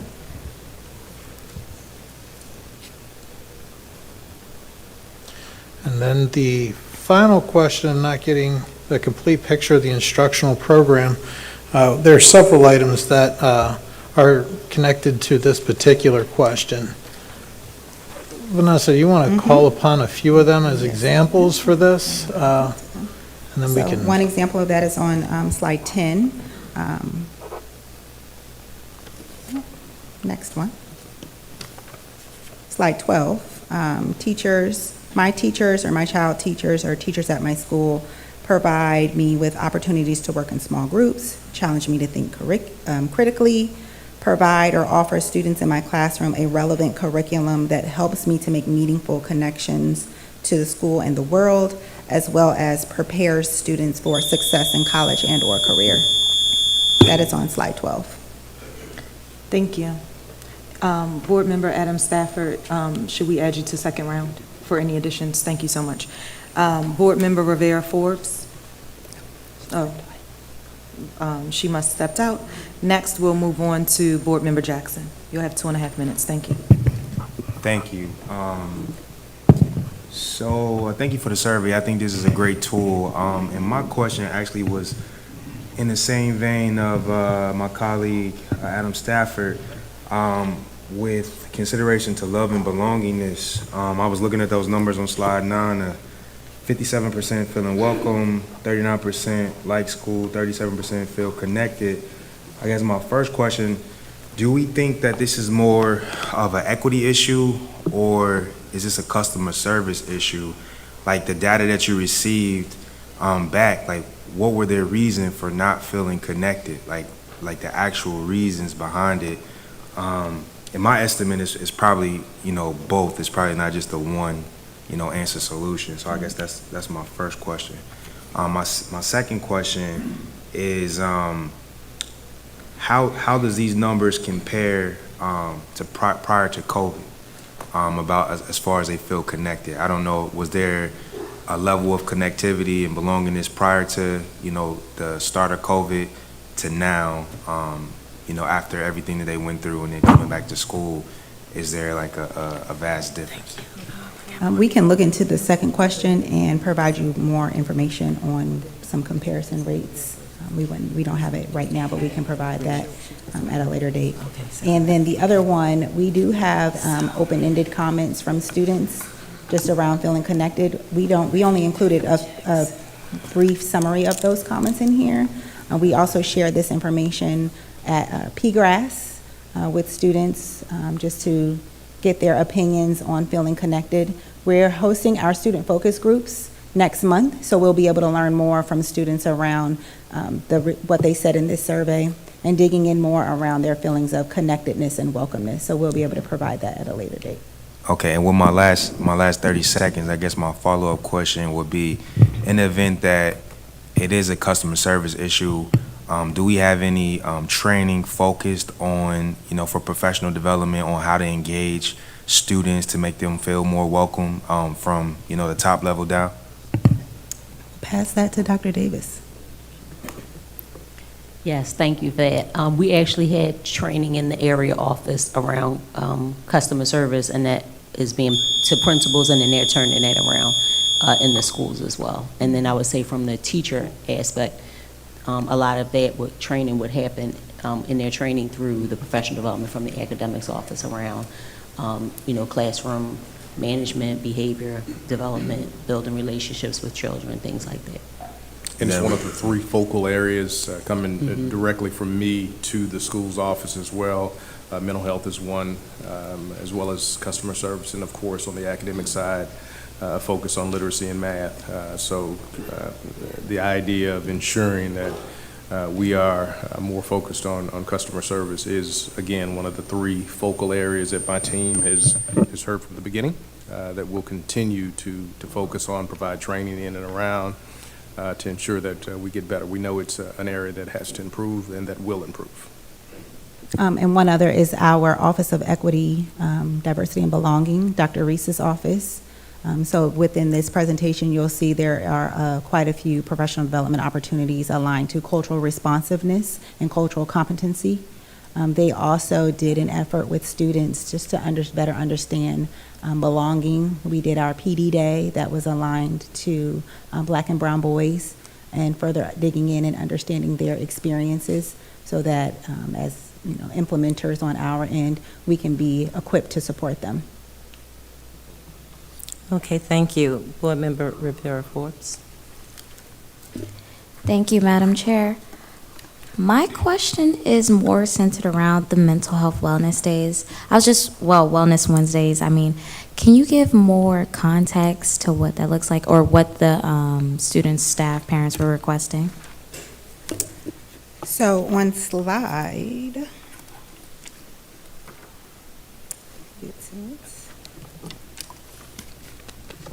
see if I can get to it quickly for you. There is a slide in here that shows the tiers of professional development that staff are requesting. That's on slide 24. And this was only asked to staff. And so you can see tiered down. Most of them are saying that they would like more professional development aligned to mental health and wellness. And above that, equity-related issues. There, 72% said that we provide PD aligned to standards, aligned instruction, supporting English language learners, and subject or content area. And so the lowest rates of feeling like we provide enough were around mental health and wellness and equity-related issues. And we do currently have strategies in place to ensure that we are providing more professional development in those areas.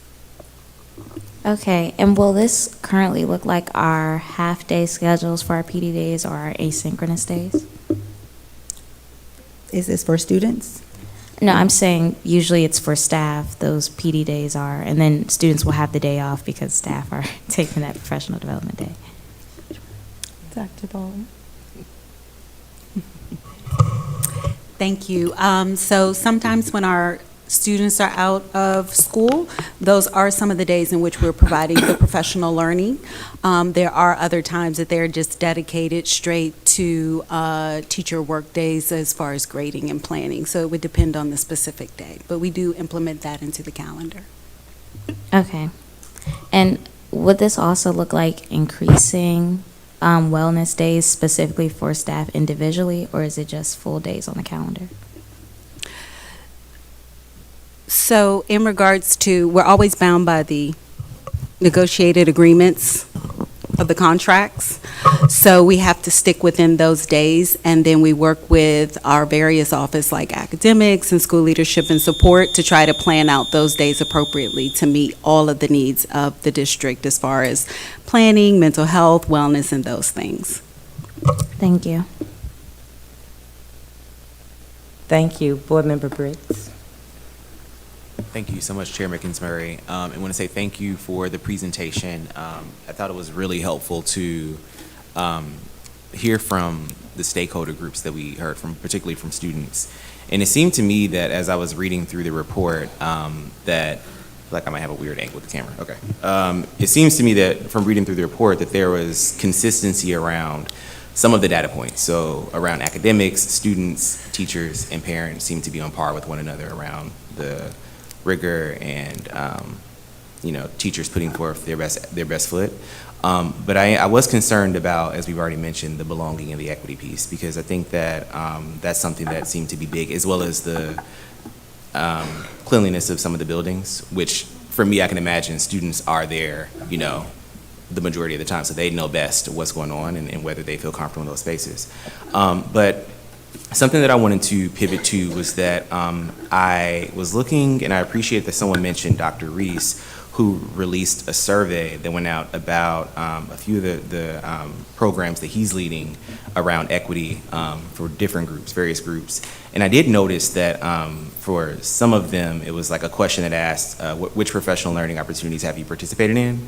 And I think 60% of respondents said none of the above.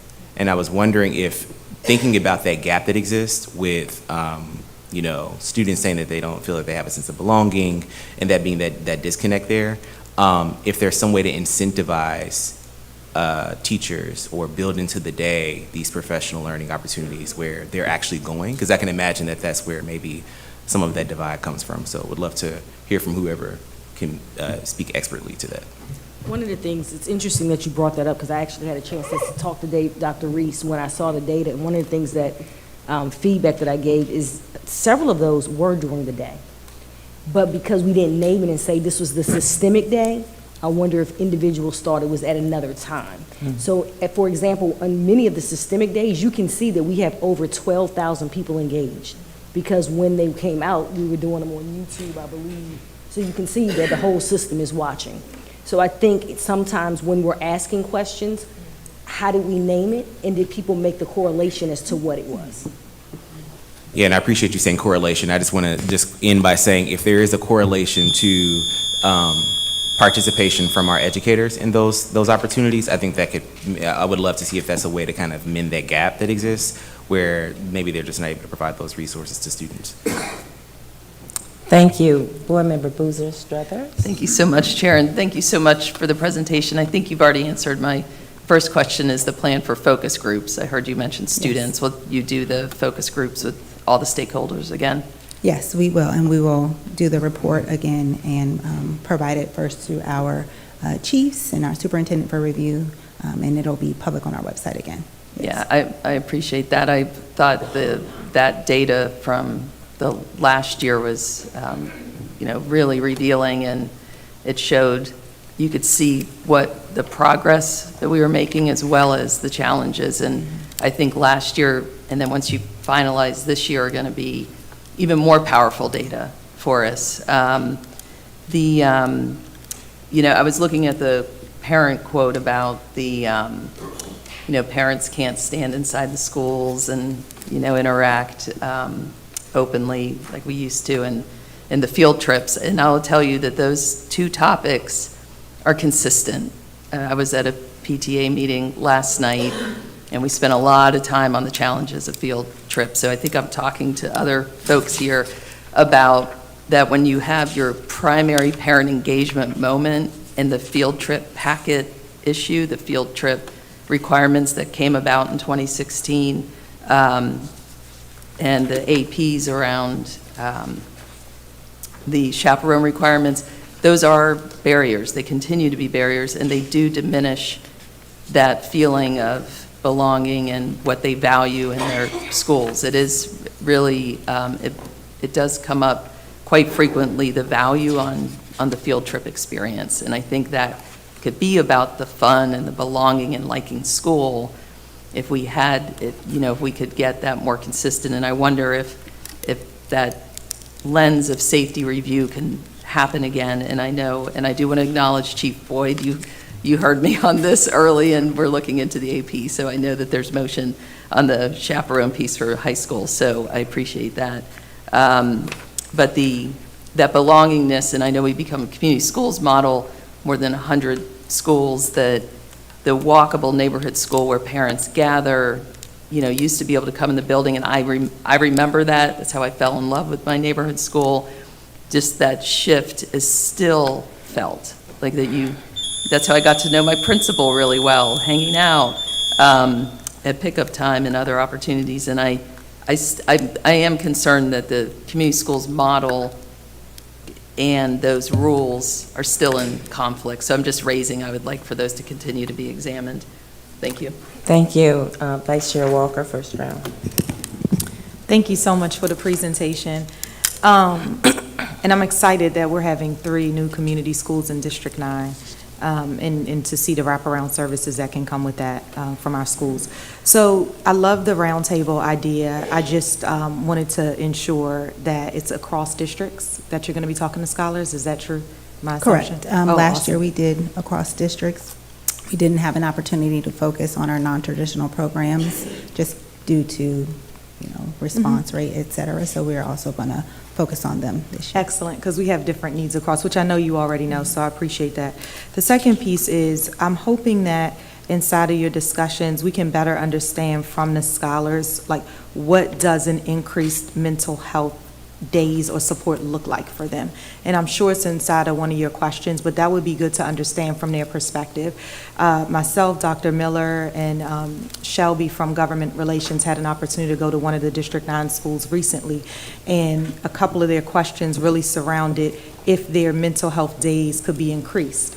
And we talked about it. They actually were very clear, once a month, right? Because we talked about frequency if they had a magic wand, but we talked about, you know, what would that look like when you had that day off? And what it spawned, the reason why I'm sharing this for you, is that what it spawned is a discussion even amongst teachers of brainstorms of what they can incorporate in a day, maybe using some SEL time to do some targeted things. So that might be an opportunity of some brainstorms that you might get if you ask those questions.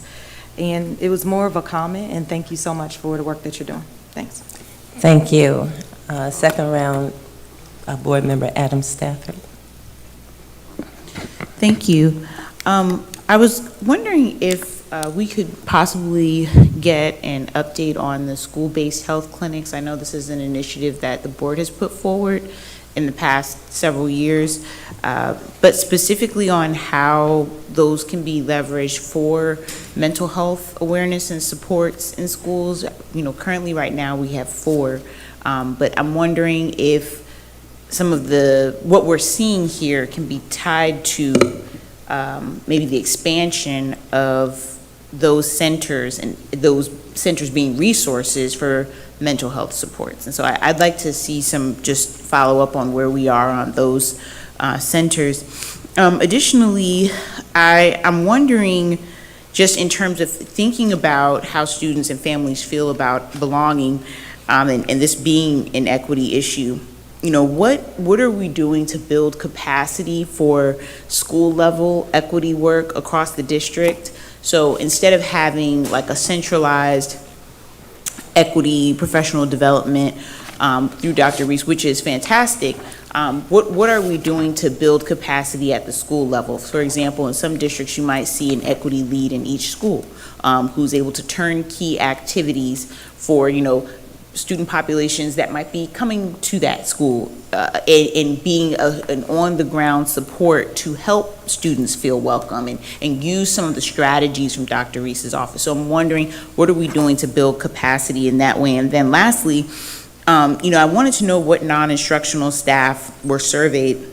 I see the support staff was surveyed, but did we get surveys from folks like our custodial staff or other staff members in the school? And did we get feedback from community members as well? Because I think that could be, you know, telling as part of the larger story. Thank you so much.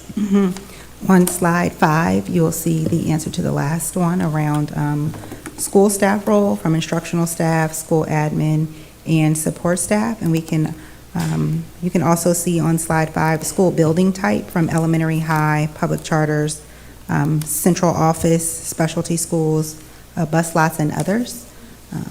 So that is there. And then in response to the second question, Dr. Reese does do a lot of equity-based work with school equity leads, from PD on equity-related issues, utilizing the equity dashboard, and really feeding that information down onto the school level so they can then take it and implement it within their school buildings.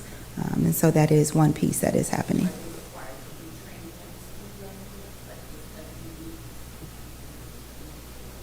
Are they required to turnkey that work? Yes, they are. So we have equity leads in about 85% of our schools. Thanks to the board's initiative and the leadership of the budget, we've actually increased the stipend for those teachers. So we're hoping by July that we'll have a full representation of equity leads in all of our schools. And also to answer your question, we continue to work with Welcoming Schools. We thank the board for that support. We just actually had a transgender professional learning yesterday with a group of staff. So we're continuing to do that work under Dr. Reese in the equity, diversity, and belonging.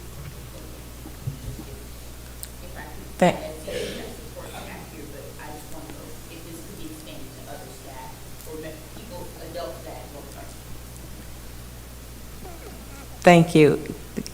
Board members, Adam Stafford, is it okay if they answer in writing?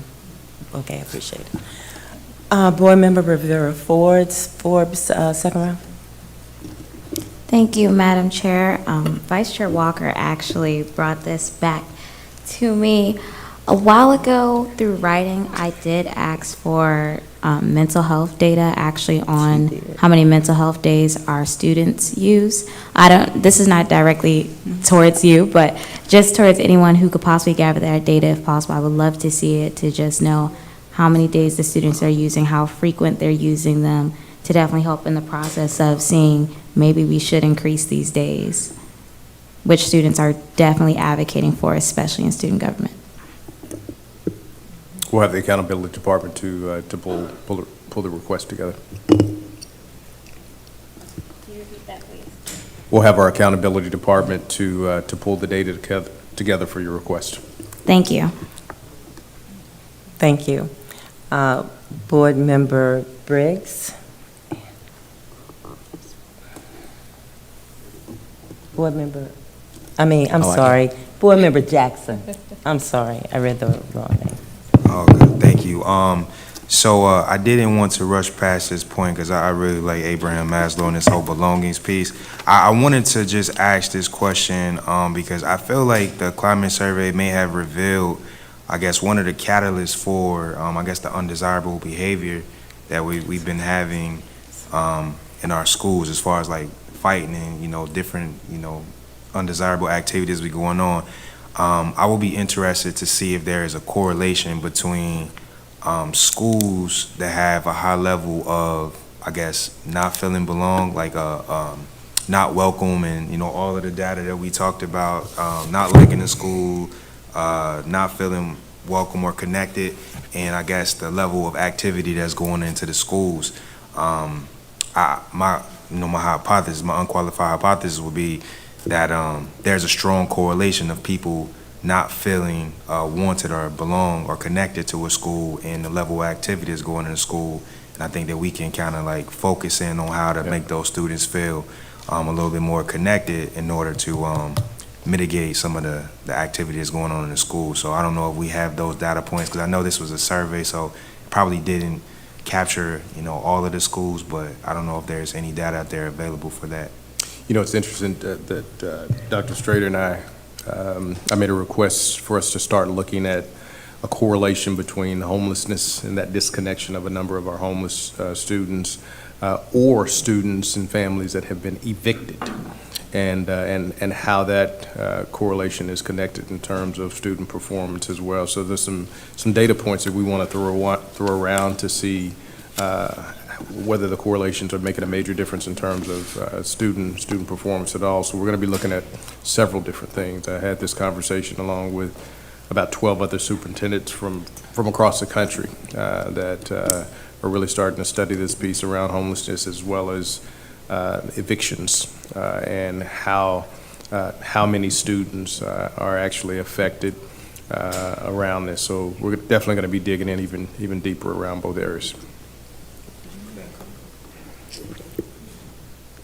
Thank you.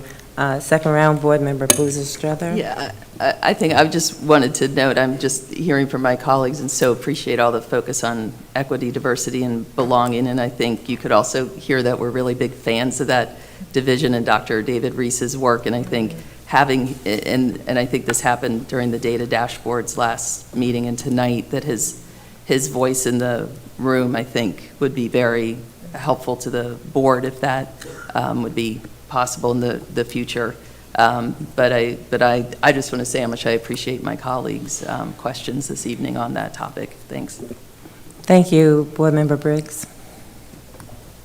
Thank you so much, Chair Mickens-Murray. I just want to echo the statement that was just made, and also to appreciate Superintendent House for mentioning that it sounds like you're planning to break up the data into subgroups and really track outcomes for students, especially our most vulnerable students that are homeless, LGBTQ, and also, I wouldn't use the term loosely, low income, but, folks that are navigating potential poverty. So would love to see how that also, is implicated in the data. If those students that are saying they don't feel like they belong is because of other circumstances outside of the school building, that we can support with and provide those wraparound supports, I think it'd be really helpful to have that targeted intervention. So looking forward to that next step. Thank you. I would just like to add also, I don't think it was mentioned at the beginning of the presentation, or at least I may have missed it, was that this survey was given earlier this year than it has been in years in the past, because leaders and leadership wanted to get the data earlier in the school year to then be able to act upon it. So each individual school got their data back, and the leaders were able to take the data for their school, look at that, and then action plan around, okay, what does this mean for my school, and what are some things I need to work on early in the year. So I know that there are things happening at the school level around their particular data. So I just wanted to share that as well. Board Member Briggs, you okay? Yes, thank you. Thank you. Vice Chair Walker? Yeah, this is just super quick before we get to the transportation report. Is one of the things that came into me is that maybe a question for consideration, don't worry about, in your group, is someone who is different than I is bullied or treated differently.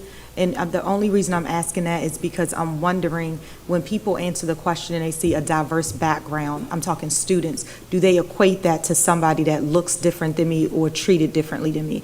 I'm not in your organization, so I don't know that to be true, but as you talk to the students, it might be interesting to hear that, especially as we look at populations that might look and feel different than they identify as themselves, so that you'll be able to talk about it more.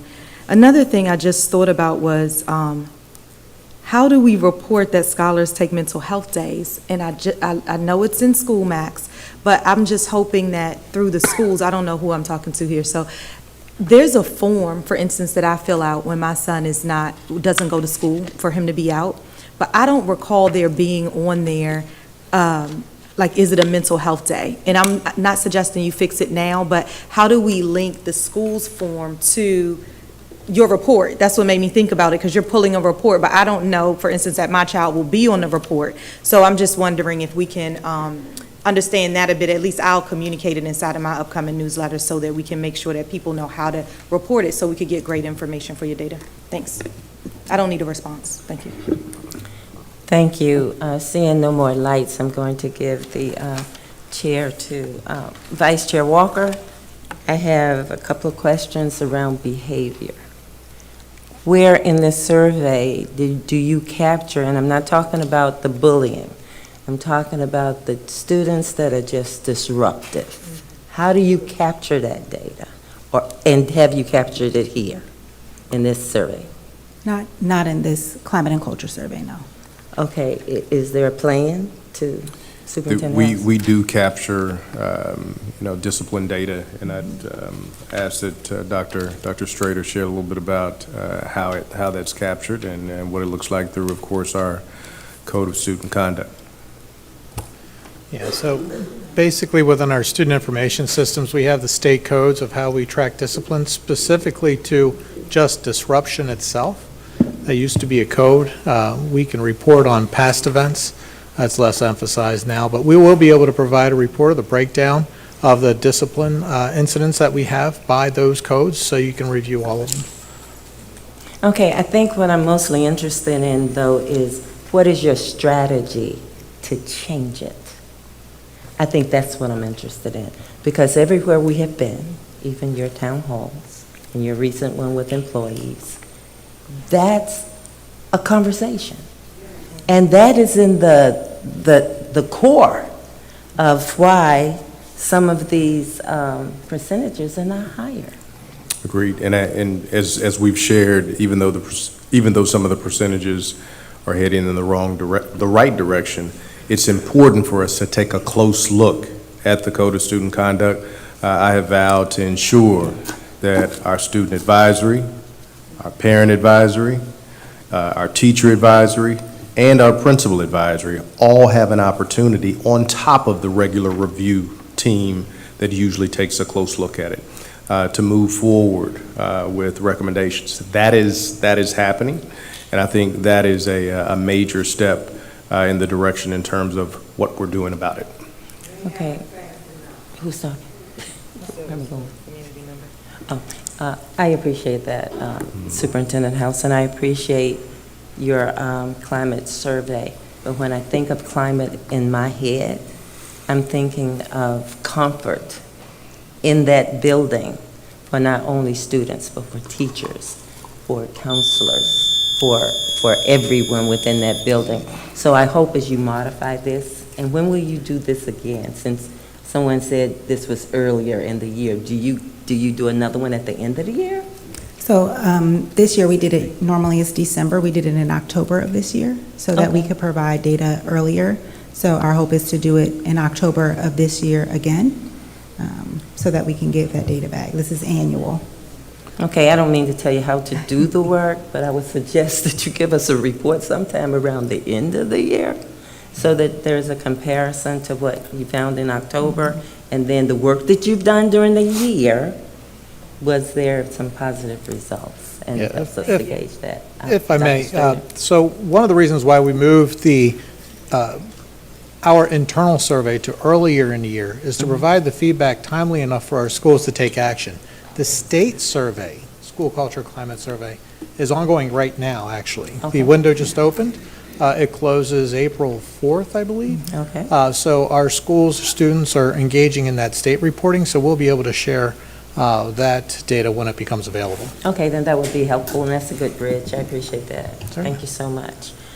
Okay, I have no more questions. See, no more lights for that, for 4.1. Yep. Now we need to move to 4.2, implementation plan for transportation. Thank you, Madam Chair, and without any further ado, I'd like to invite Dr. Sharasa Coleman, our Chief Operating Officer, as well as Mr. Kiva Baldwin, our Director of Transportation, to the microphone to talk about the much-anticipated implementation plan for transportation audit, the recommendations, that is. Dr. Coleman? Good evening, Board Chair Mickens Murray, Vice Chair Walker, and members of the board. Thank you so much, Superintendent House, for this opportunity to present to board members and members of the public on item 4.2, Implementation Plan for Transportation Audit Recommendations.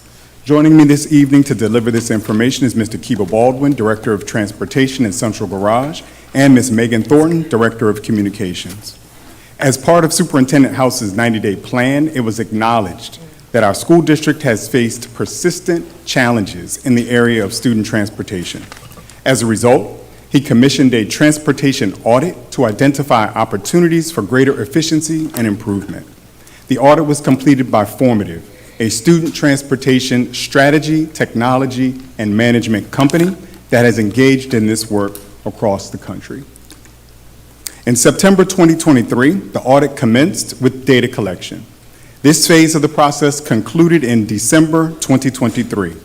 At the end of January 2024, the final comprehensive audit was provided to the administration for analysis and determination of the proposed solutions for implementation. In February 2024, the full audit report, along with an overview of the 12 recommendations based on the audit findings, was presented to the Board of Education. The findings outlined in the audit report highlighted approximately 20% of all bus trips were unassigned as a result of staff vacancies and ineffective processes, including imbalanced bell times, a disproportionate number of bus trips beginning at 7:45 a.m. or earlier, and an over-commitment of assigned bus stops. These inefficiencies have led to inconsistent tracking of buses, challenges communicating with families regarding the location of buses, and also negatively impacts on-time arrival. In the present, our focus is clear: to provide students with safe and punctual transportation while enhancing customer service for all involved. Our team has carefully formulated 5 prioritized recommendations aimed at propelling us toward the future state. This is slated to commence in the 24-25 school year.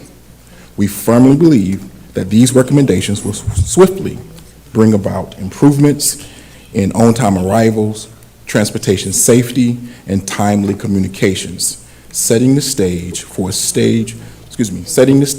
optimized student transportation experience. The current distribution of bus trips by bell time is not well balanced in the AM and PM. This lack of balance results in a disproportionate need for buses on the earliest bell time tier.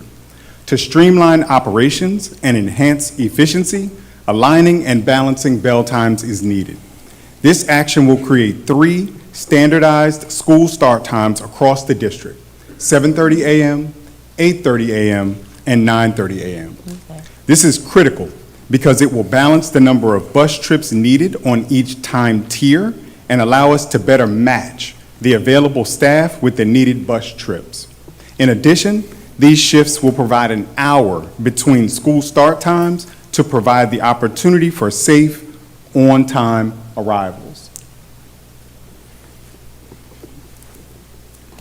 We understand that when implemented, bell time shifts represent a change for our school district stakeholders: students, parents, and guardians, staff members, teachers, administrators, and the community at large. In this prioritized recommendation, 33% of schools are expected to have no change to their bell time. 57% of schools should expect a shift of 15 minutes or less. 7% of schools are expected to shift between 16 and 30 minutes, and 3% of schools are expected to shift between 31 and 60 minutes. As such, the scenario that has been developed represents a modest change overall to school start and end times, yet yields significant results in transportation efficiency and on-time arrival. This model is currently being optimized, and all impacted schools will be named in April, at the latest by the April 25th full board meeting.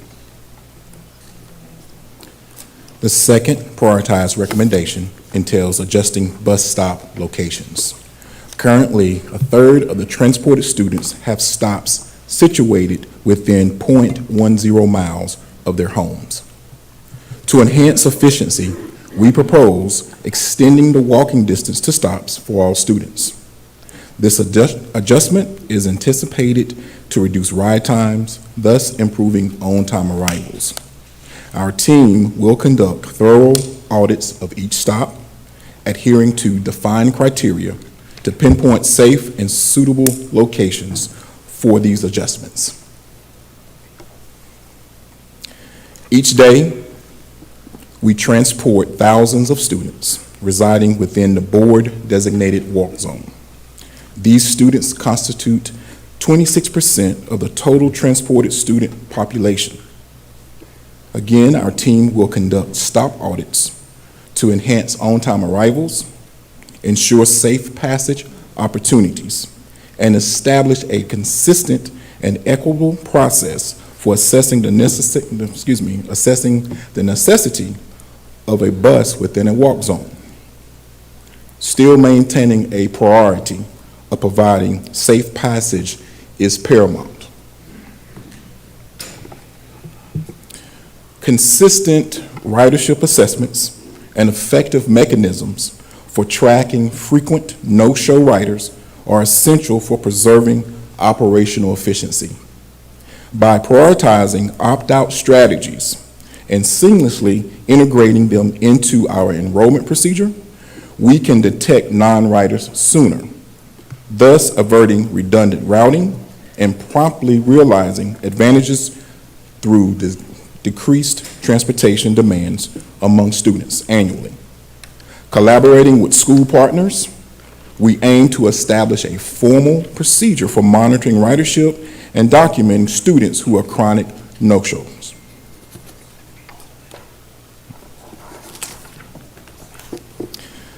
Families have voiced their primary frustration as inadequate responsiveness and inadequate communication from our transportation department, which has led to encountering significant difficulties in reaching out and obtaining helpful information.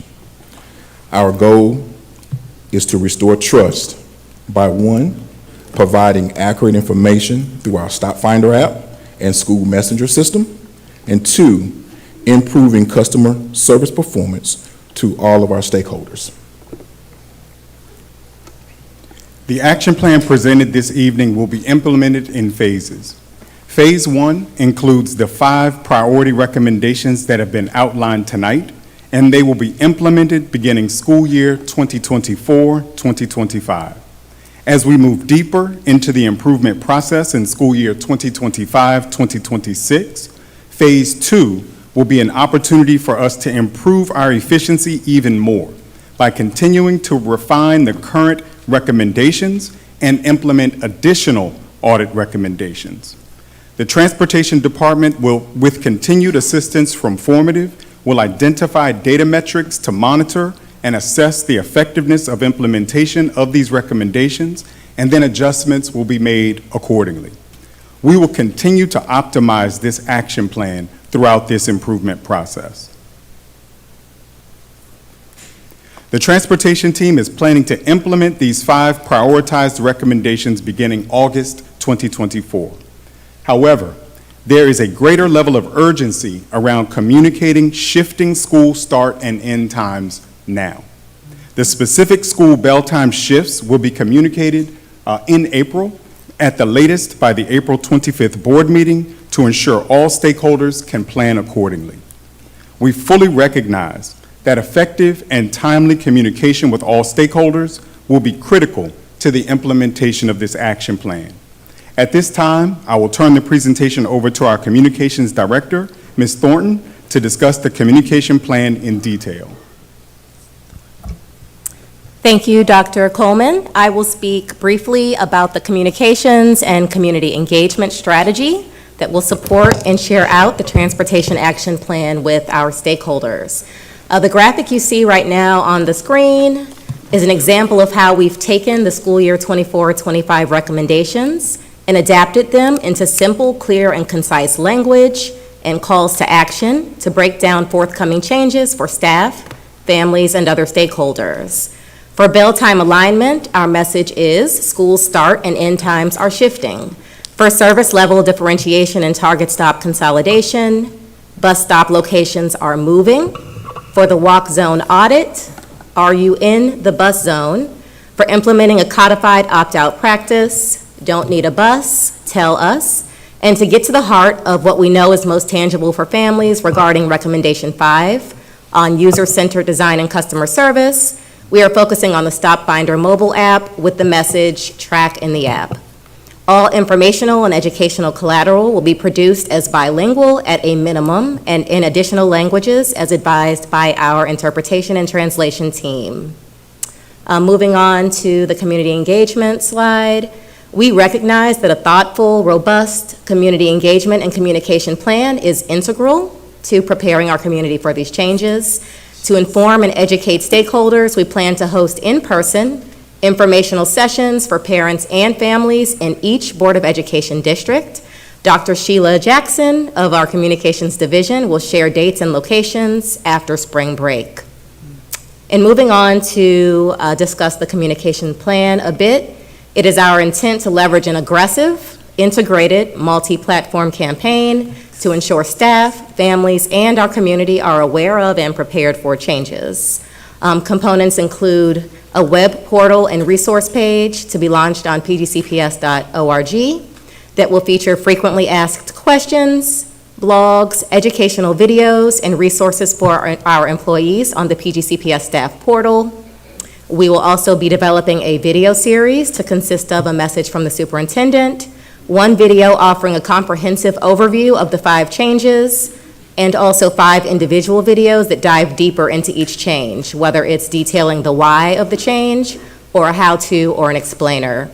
Our graphic assets will consist of infographics to be adapted as posters, flyers for the backpack, web graphics, and social media icons that are optimized for all platforms. A paid and boosted social media campaign will also supplement our regular organic posts to ensure we are effectively targeting and reaching our audience with these critical messages. We'll also be leveraging an email marketing and text campaign to consist of superintendent messages to staff and community, internal and external newsletter takeovers, and also segmented email communication specifically to those families that will be directly impacted by changes, for example, a change in their bus stop status. A system-wide mailer to all households in the form of a postcard or letter is also planned. Additionally, we will rely on educational assets to help both us spread the message and to empower our school leaders and teams to be effective ambassadors.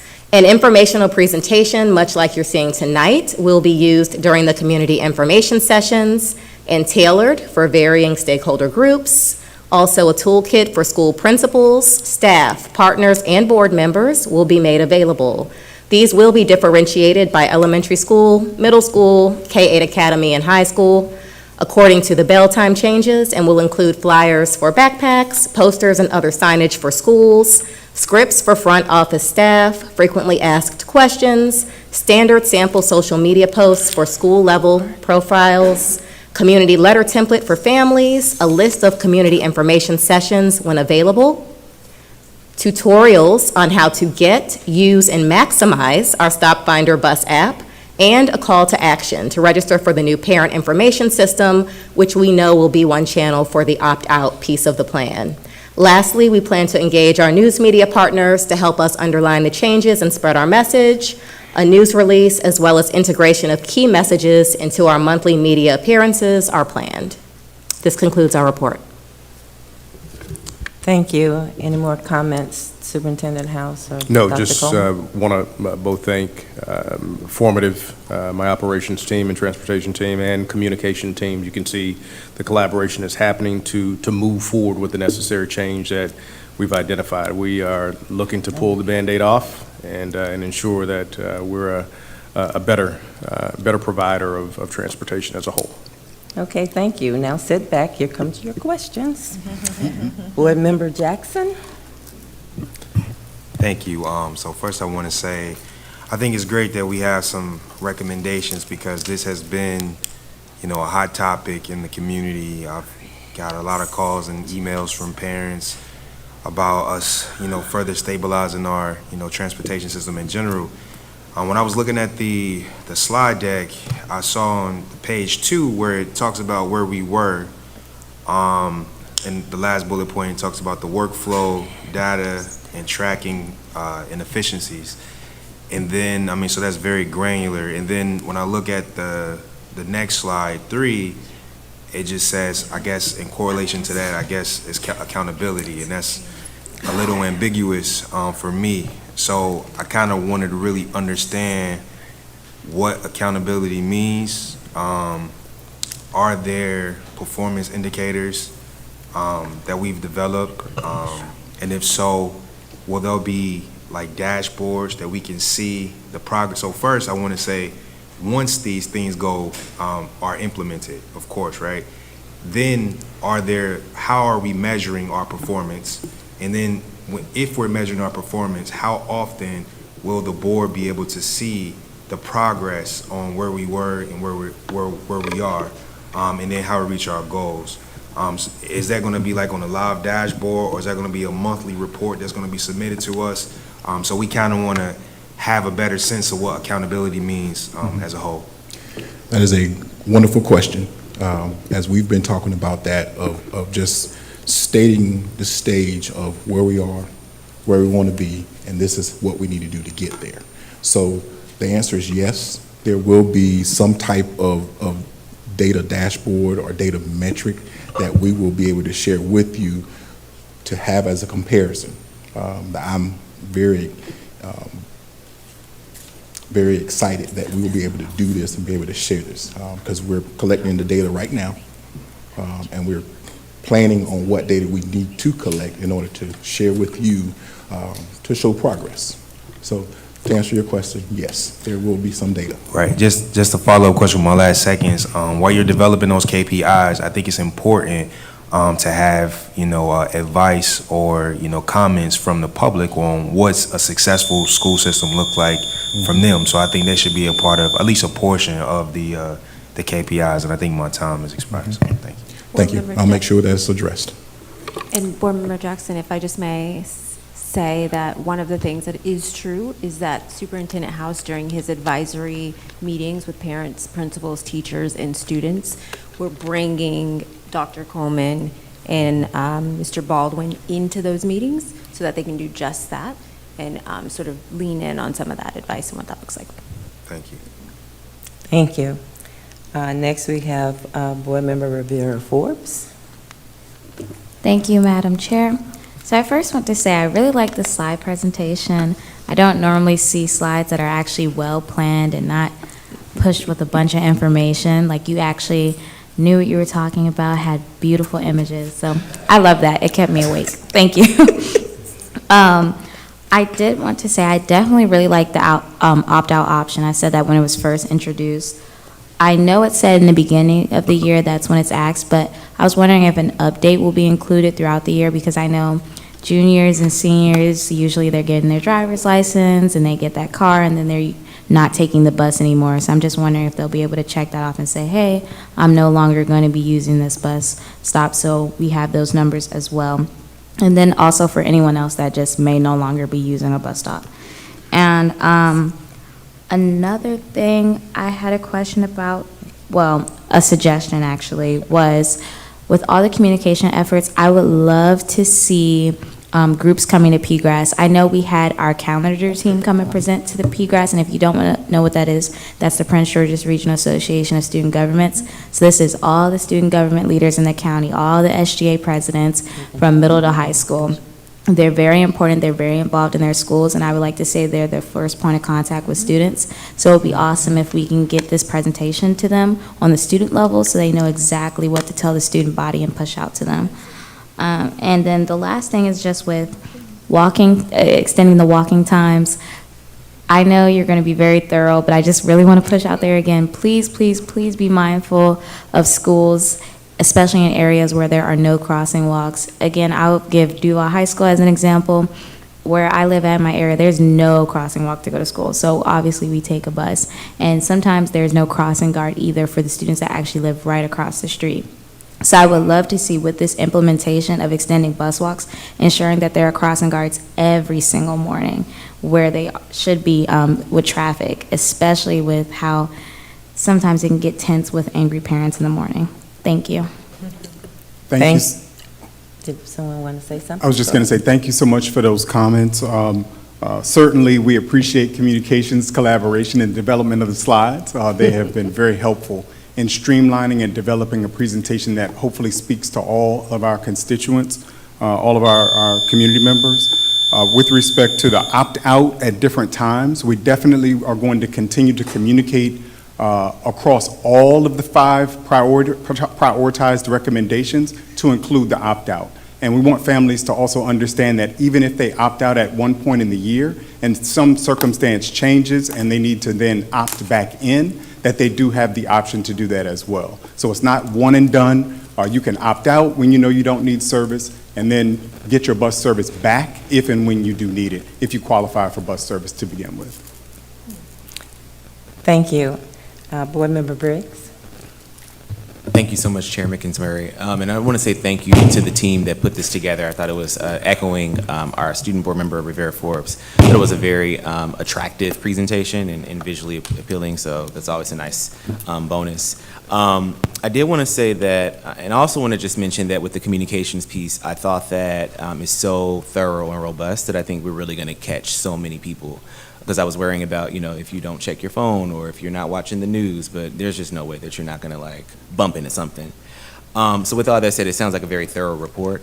I did have, opposite of our student board member, I was more logistically thinking about the opt-out. And I know that sometimes opt-out, opt-in can be interesting. And I'm just thinking about a well-intentioned family that's really busy. They've seen the news, they've got the text messages, they just haven't had the time. They're like, I'm gonna opt out or I'm gonna get to it, and then it falls off their radar. And I know that working in different spaces over the years, opt-in is, I think it's less inclusive. Because once you take someone off, sometimes they're not tracking, right? So they don't know. And then they say, I want to do the bus, and somehow the school took me off. But I wonder if there's some way to kind of navigate that tightrope of having an opt-out, maybe an opt-in, where, there are times where we may say, this person hasn't been riding the bus, this triggers something for an opt-in.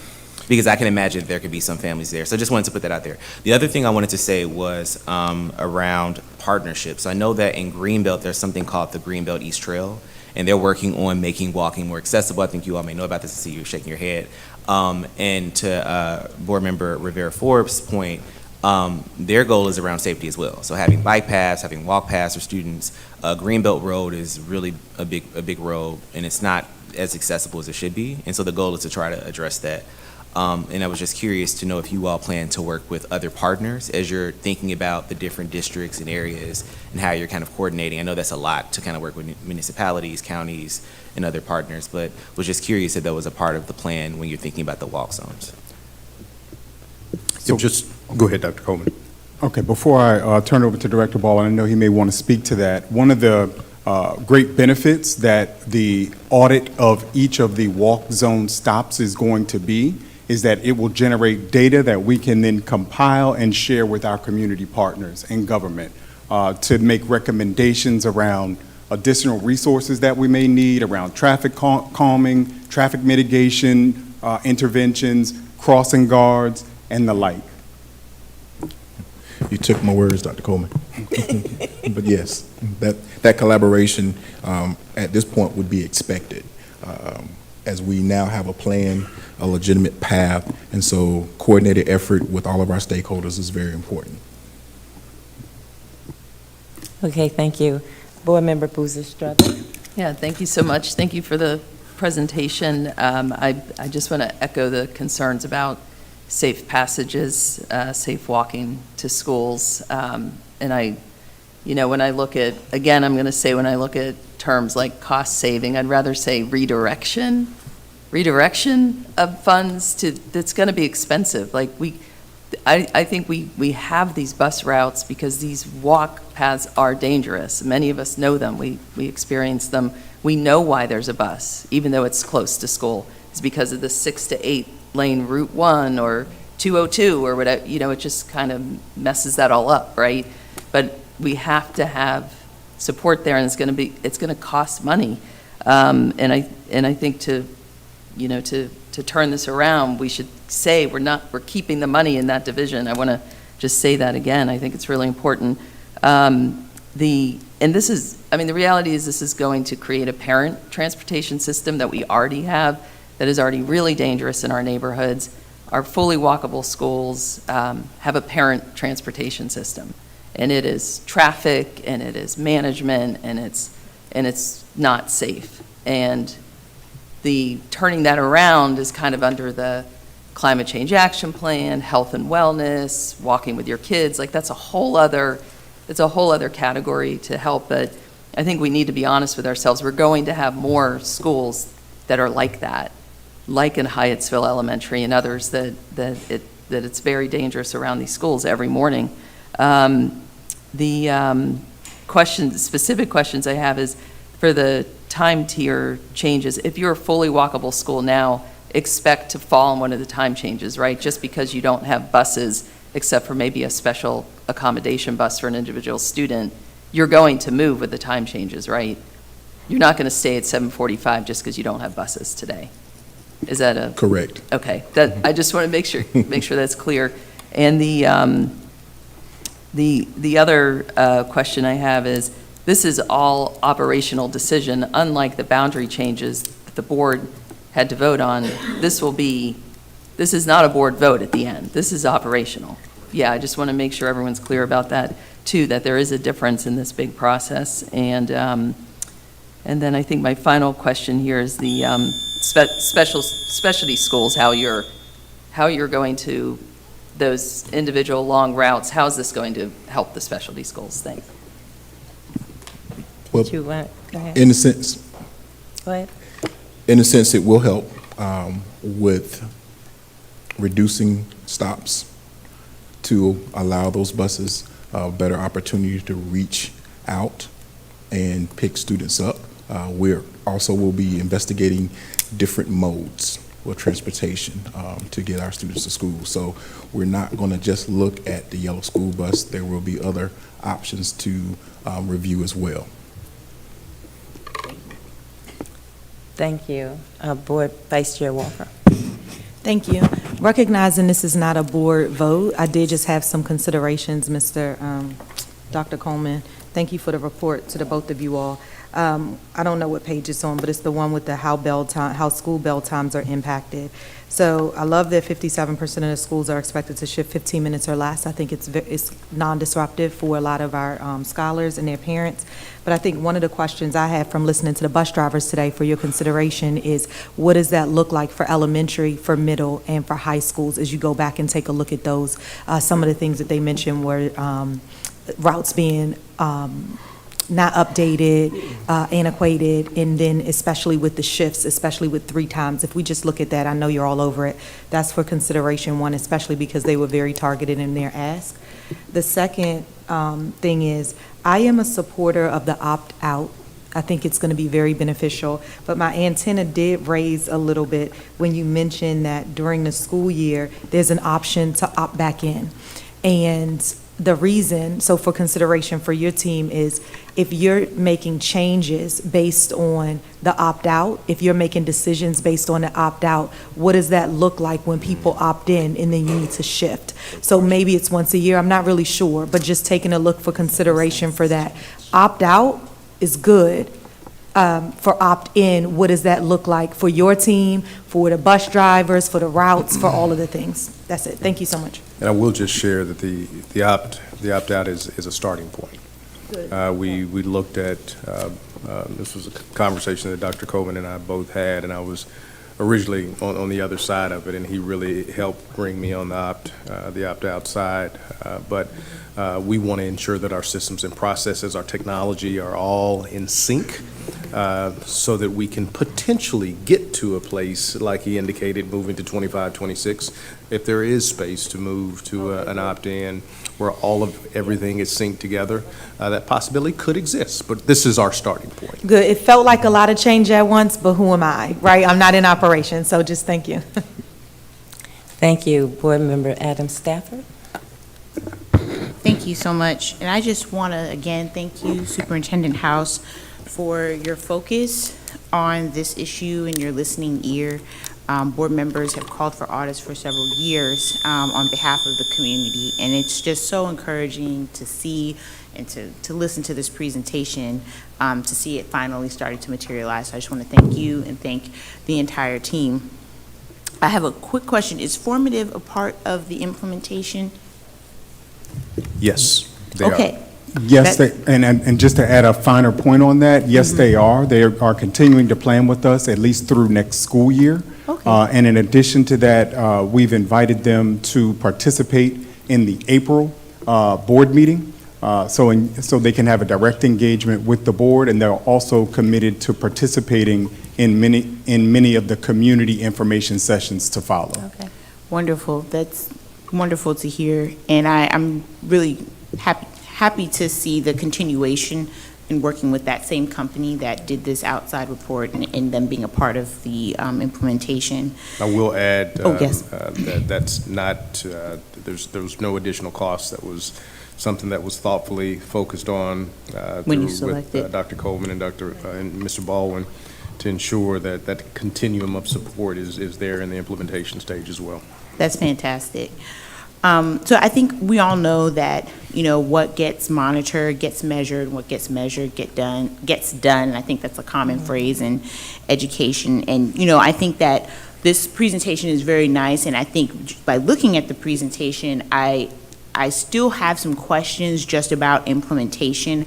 I think like if you go to like slide 10, I just feel like it's painting a bit of a broad picture about what implementation will look like. So for example, in order to change the bell schedule, I mean, that's a multi-step process, multiple departments.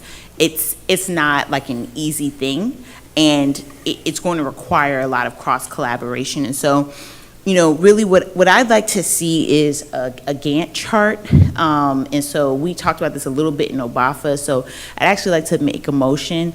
And so I wanted to move for the administration to present us with a Gantt chart on implementation of these five recommendations to be brought back to the board, so that we can sort of get a better picture of what implementation will look like from now until next year.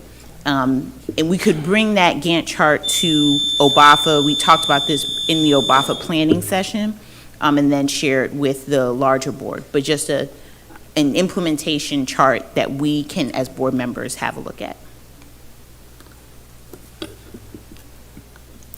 There is a motion on the floor, but I didn't hear second. Second. Kenneth seconded. Okay. There's a motion on the floor for the superintendent to bring back a Gantt chart. Gantt chart? Okay, and you realize this was a discussion item tonight, correct? But you can make a motion, I mean, anytime, but.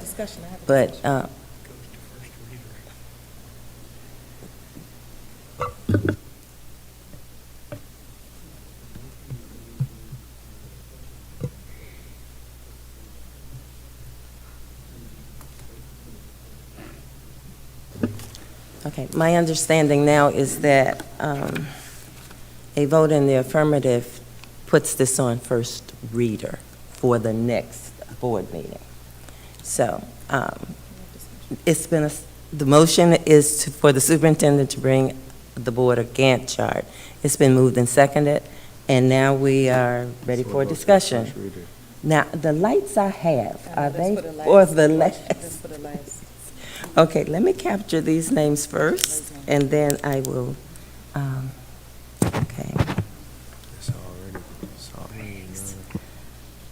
Harris. And Boozer, this is first. Okay. All right, We're going to turn these lights off now. I have captured the names of the board members. Now we will have the discussion on the motion. Lights, I have Board Member Briggs on the motion. Yes, I just wanted to clarify for Board Member Adam Stafford, because I know that you mentioned a Gantt chart, and I know that's a broad term. It can mean a lot of different things, but I believe you're looking for milestones on those things. So I just want to make sure we clarify in the motion that that's what we're looking for versus, I think, just a general Gantt chart. I'm going to defer to my colleague. Colleague Briggs, it is. Excuse me. Hold on. Yeah. Hold on. You asked the question of the board member? Yes. Okay, I just want to make sure. All right. Yeah, so it is a milestone tracker, but we also want to see how each layer of what's being implemented impacts the other areas. So a milestone tracker will be individual to each recommendation, while a Gantt chart is how they are intertwined to each other, right? And I assume that a Gantt chart or milestone tracker already exists, right? Administration, I see heads nodding. Okay, I see heads nodding. I don't know if that clarified it, colleague. It does, okay. Any more questions? Board Member Briggs? Okay, thank you. We will go to Board Member Boozer Strother. Yeah, I mean, I think I just think that the administration already, does this type of planning and can bring it to committees. I'm uncomfortable with just declaring the methodology, and would, prefer not to go there as a board that's specific about how the communication comes. I think it's clear we're going to get detailed reports on this process. Thank you, Board Member Struthers. I see no more lights. I did turn on my light. You did turn no. Board Vice Chair Walker. Oh, thank you. Yeah, I was going to, thank you for the clarity on the Gantt chart. I was definitely going to ask that so that could be placed in a motion. It sounds like it is a timeline of sorts with the details behind each of the milestones, right? Okay, great. I'm just wondering, versus having a motion, if we just ask them to come to the OBAFA meeting and provide that information. I just was wondering why you thought it was necessary for a motion. I'm all in favor of them providing the information because we need it in order to implement successfully, but I'm just wondering, for something that's not a board vote, what your thoughts were on that. Maybe it's accountability. I just want to help with the vote. Yeah, I think our primary function is oversight and accountability, and this is something that impacts every single one of us in all of our districts. And I know my community members have looked at the presentation, and many people have emailed me and said, we need more information, more detailed information about how this process will unfold. And I think us having, a Gantt chart is a methodology, and I'm not tied to that, but I'm just saying some type of implementation tracker that can be shared with stakeholders so we can see how this is going to unfold, because it is a major overhaul. I'm a proponent of our oversight and making sure we do that successfully. I guess I just would ask the administration versus a motion of a declaration just to say, hey, this is when we would like for you to come to the OBAFA meeting on these, what'd you say? Who voted? Keep talking. Oh, okay. Anyway, I think I've said my point. I just feel, I like a board member, Boozer Struthers, just feel a little uneasy about making a motion to declare that they come when it's information that needs to be happened to make sure that they're successful in their execution of it. So if we in our community, which we know want additional information, then they need to come to the OBAFA meeting in order to make sure that they give that. If we feel that that accountability is needed because we haven't gotten it, then I'm happy to support the motion. Otherwise, I just feel like it is micromanaged. And I just wanted to know that just for myself so I can help with the vote. Thank you so much. Seeing no more lights, we will call for the vote. Well, they weren't, I think they wanted to respond because I might Yeah, have can I the wrong under. Respond to, oh, you Second asked round. them a question? Yeah, I just was asking for a little clarity so I can make sure that I'm voting in support of my colleagues, but understanding what it is. So the goal I think we're going for is additional detail for the implementation, colleague. And so potentially to open that up, maybe we do a friendly amendment to say at minimum, we provide some form of milestone or Gantt chart for this implementation, but the administration is welcome to bring any additional details also. Maybe that opens it up a bit. a bit more. But what I think what we're saying is we're really looking for how each of these recommendations impacts the next, The other ones. and how we're going to get to, I think you said it's slide 10, you know, it has March to August. We're just trying to figure out what that looks like at a drill down layer. Well, we're happy to funnel it through a BAFA and then bring it back to the board. We're looking for that level of implementation as we get to the KPIs that Board Member Jackson was talking about on the back end for progress. Thank you. Okay. Vice Chair, I will give it, I see no more lights, so Vice Chair, I'll give it to you. I have one comment. Until the administration demonstrates that they are not going to monitor it, this process, to the board's satisfaction, I will not support this motion tonight. I will wait and see what the administration does. So I just wanted to put that on the record. Since I see no more comments, we call for the vote on the motion for the superintendent staff to bring forth a Gantt chart to demonstrate their progress. Ms., please call the roll. Mrs. Adams Stafford? Aye. Ms. Boozer Strother? No. Mr. Briggs? Aye. Dr. Harris? Aye. Mr. Jackson? Aye. Ms. Walker? Nay. No. Ms. Rivera Forbes? Aye. Ms. Mickens Murray? No. I have 5 ayes and 3 noes. The motion fails. Okay. Superintendent House, thank you so much. Thanks to your transportation folks, Dr. Coleman, for the presentation you provided us tonight and demonstrating to the student that you know what you're doing. So we appreciate all of that. Thank you, sir. Now we will go to Oh, okay, you're still doing the round. the round of, oh yeah, I'm going to the next thing. She wrote it down. Okay. I'm going to 4.3. Some of us still have our lights on. Oh, the light, thank you so much. I did on a different sheet of paper. So now we're going back to the additional questions from the board members on your implementation transportation plan. So Briggs, Board Member Briggs? Okay, Board Member Boozer Struthers? Thank you so much. I'm sorry, I think Director Baldwin has already sat down, but the one thing that is sticking out to me that's like probably the most difficult to sell in this plan is that Stop Finder is staying with us. Like we have talked about Stop Finder and improvements year over year, and they haven't really materialized. So is there something new happening with this company and with these products they make to raise that level of confidence at this point in time? This was definitely a part of the audit that was taken a look at and how we utilize it. And I think where some of those recommendations landed were to continue forward in how we utilize. And Dr. Coleman, you may want to share, or Mr. Baldwin, you may want to share a little bit more detail around that. Yes. Knowing the issues that you've had with the app and working with the vendor, we're going to look at rebranding. That means opening up some different opportunities within the app that has not been shared yet with the public, retraining, and just being able to fully utilize all of the capabilities of the app, which we're not doing right now. And so working with the formative team, working with the vendor comps team, we want to kind of promote a rebranding of this app to ensure that we are fully using it to its capabilities. And can you explain why we didn't do that before? Because we've said we were doing that before. Like what did we hold back on? Or you don't want to say yet?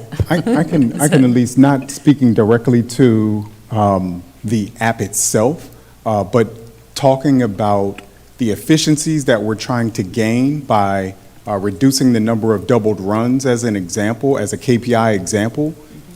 The app, not just Stop Finder, but many of the apps cannot track 2 routes on the same bus.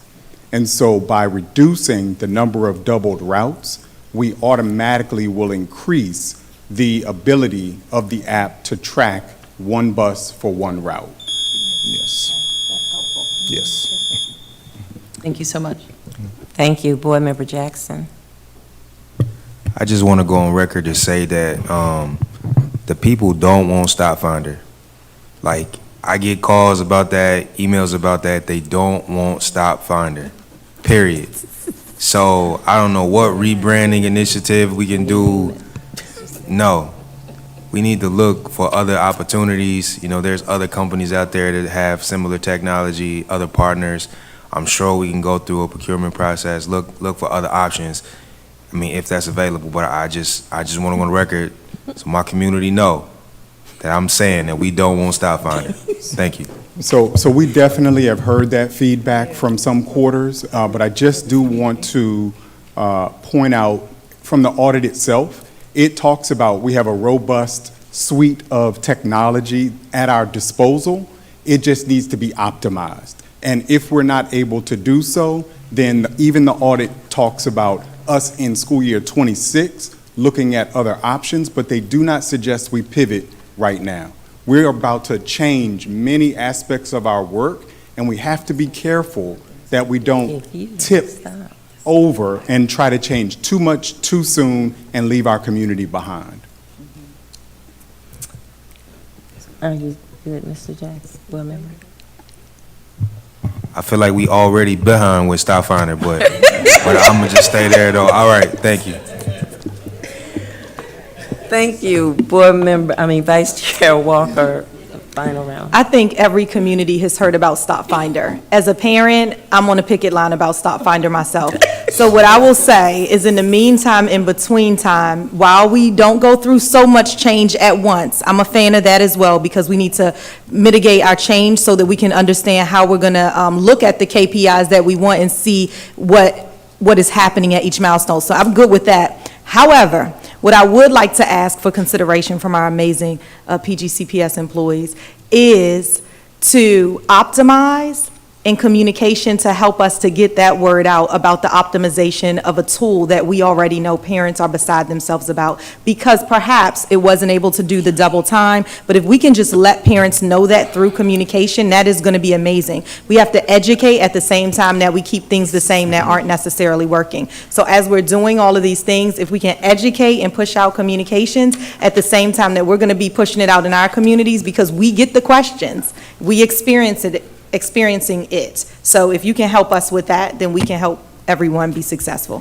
Thank you. I'm here. Board Member Walker, that is absolutely part of our plan around the Stop Finder piece, is to really educate the community on how all of those other 4 recommendations are going to work together to actually make the app work. Yeah, I think for communication, we have to acknowledge that, hey, we see a gap, and some of it might have been because of the double routes. We are keeping it. However, this is the optimization of it. We just got to acknowledge it because otherwise they're not going to receive it. Thank you. We're not going to tell them the how. Yeah, not Okay. the how, just the So, thank you. Board Member Rivera Forbes. Okay, I'll be really quick. I just wanted to give the student perspective. I actually didn't know what Stop Finder was until today, I'll be honest. Probably because I already knew where my bus stop was. But if I'm hearing that the app wasn't working that well, I also agree we should definitely look into it, especially for students to use it more. Because I know I used to try to call the bus transportation, and that didn't really go very well. So I think being able to have access to a good working app would be very awesome for students. That's all. Thank you.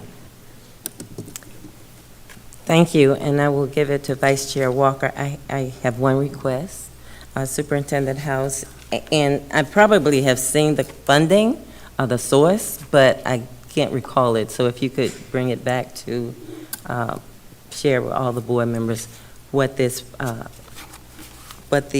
contract costs for, I can't remember the name of the contractor. Formative, and also your phased in, what you're projecting to spend for the services that you're getting ready to do. Thank you. I have a light here. Harris, did you turn on light? Because it says LaSalle. I probably did a while ago, but I'll be quick. So I want to thank Mr. Baldwin and Dr. Coleman for, just for transparency, colleagues, for the conversations we've had along this topic. I'm right there with you, Board Member Jackson. Our communities do not want stop finder, right? But from the perspective of operational, fiscal, as well as cyber risk, what it takes to flip that right now is almost, it's not really a conversation we want to have at this point. And so thank you to you all for the conversations that we've had with the vendors and trying to move us forward with what we have right now. But I'm on the same page as you, and they've been very helpful, at least up to this point. So I encourage additional conversations as well as in-house working. So thank you to, again, Dr. Zuckerman and Dr. Coleman for your in-house work as well. So. Thank you so much. And Superintendent House, Dr. Coleman, this was a great presentation, and I'm not slighting you. I think your last name is Baldwin? Okay. This was a great presentation, comprehensive, and definitely you listened to the community, and it's obvious. So we appreciate all of that. Thanks so much.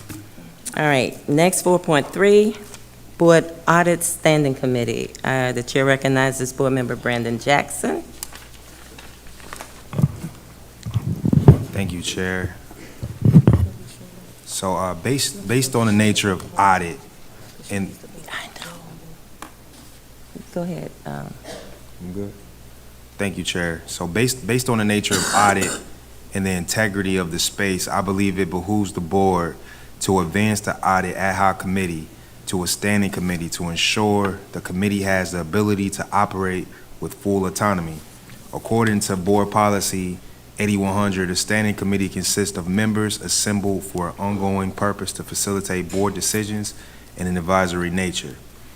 With the above stated requirement, the ad hoc committee is recommending that the full board consider advancing the ad hoc committee to a standing committee. Thank you. Thank you. Board members, there's a motion. Is there a second? Second. Okay, it's been moved and seconded for the board to accept the proposal to have the Budget Audit Subcommittee become a standing committee. Any, okay, questions? Board Member Boozer Struthers. Yeah, thank you so much. I think I support the motion. But what I've been thinking about is our service is starting July 1, 9 elected board members plus a student member will certainly change the service on committees for quorum for committees. So I think at this point we'd be looking at that board members would be serving on multiple committees.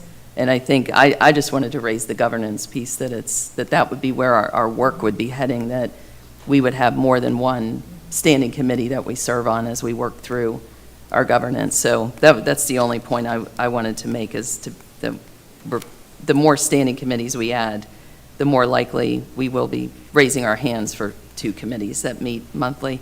Thank you. Thank you. Board Member Vice Chair Walker. Yeah, thank you. I'm in support of us moving forward.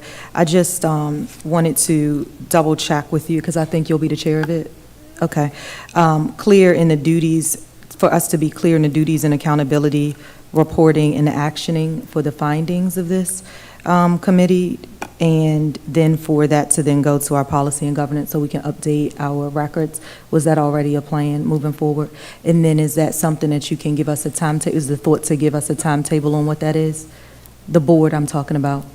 Because the reason why I'm asking that is because we would need to shift schedules in order to make sure that we are being compliant in this new committee. We will be on 2 committees. So I just want to take a look at that and make sure that we're going to be clear and specifically for this committee of audits with the duties, accountability, reporting out, obviously, and then there's some actioning that happens as a result of it for not only us, but also probably for the superintendent's team. Your thoughts? Thank you. Thank you. Yeah, I think tonight we just wanted to make sure that we can solidify it as a standing committee, and I think that we can work on the details of, how exactly the composition will work out later as far as how we intertwine with the other groups but I think it's something that can be worked out for sure. Yeah, absolutely. Maybe I'm sorry if I didn't say it clearly. What I'm looking to do is just understand that you will be writing, or you and your team, whoever's on your team, will be writing specifically what the duties and accountability as well as the Yes. reporting. Okay, it's going to happen. Perfect. Thank you. Thank you. Thank you. Seeing no additional lights, the motion on the floor is for the subcommittee, the audit subcommittee to become a board audit standing committee. Ms. Barton, please call the roll. Mrs. Adams Stafford. Aye. Ms. Boozer Struthers. Aye. Mr. Briggs. Aye. Dr. Harris. Aye. Mr. Jackson. Aye. Ms. Walker. Aye. Ms. Rivera Forbes. Aye. Mrs. Mickens Murray. Aye. 8 votes in the affirmative, the motion carries, and the standing committee is adopted. Thank you, Board Member Jackson.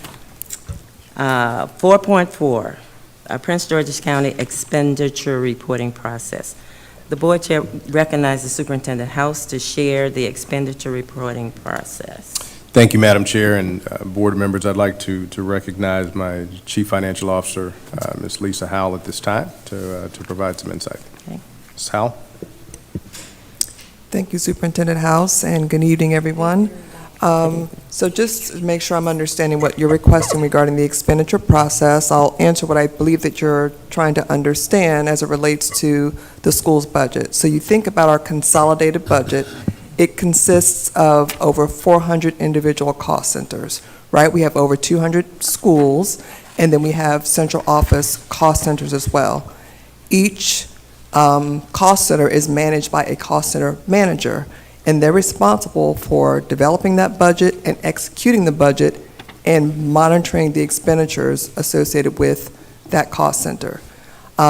We obviously have system controls in place to ensure that the budget is not overspent for that cost center, and to the extent that there is, reaching that limit of that budget, they'll get a notification oracle where they can't submit a requisition. There's other controls that won't allow them to proceed with moving beyond their budget for the total cost center. Now, each cost center manager does have the flexibility to realign their budget from one sub-object or costing string to a different one. So moving it from office supplies to, say, for example, contractual services. They have the flexibility to do that as long as they stay within their functional, their state-mandated functional categories, which the board has to approve. So as long as it stays within their own cost center and within the functional category, they can move costs around as they're managing their budget. And typically, the management of that budget is done with the support of an administrative staff or someone who has responsibility for submitting requisitions. On demand, they can run their individual budget inquiry for the cost center to be able to see their expenses spent year-to-date relative to their budget, so they know how they're spending. They can then determine whether we need to realign funds if they want to, based off of that on-demand report they can run anytime. They can look in that same on-demand report, look at the status of purchase orders, requisitions, what has been encumbered, what is still remaining is outstanding. So each cost center within the school system has that overall expenditure reporting process in place where they sort of manage their budget individually. Now, collectively, as a school system, we will go through a process periodically to determine where we have budget that has been set aside in the 400 different cost centers that may not necessarily be utilized for the original intent of that budget that was developed. As we know, a budget is a snapshot at a point in time. And as soon as you approve the budget, something new comes up that you weren't aware of at the time the budget was approved. So oftentimes we have new priorities and requests that comes up during the year, and most cost center managers are able to sort of realign their budget within their cost center or work with their division chief to identify funds within the division where they need to move funds around, because again, we're trying to stay within our overall budget. So it's really managed at the cost center level on up through the division to kind of manage it within that process. And then to the extent there are requests that cannot necessarily be funded within a division, then they reach out to the budget team to try to help identify where there might be savings across the school system where we then try to realign budget to support other priorities that comes up. And as you know, that's part of our financial review process, which we actually have on the agenda for today, that happens periodically throughout the year. So just at a very general high level, that's essentially how we manage and monitor the expenditures within the school system as a whole. Kind of starts from the cost center level, and it bubbles up to, on a more broad level when we need to help realign funds across functional categories. Thank you so much. I think what is missing here is, I recall seeing expenditure reports every month from the school system until this year. I missed getting the reports about 3 months ago.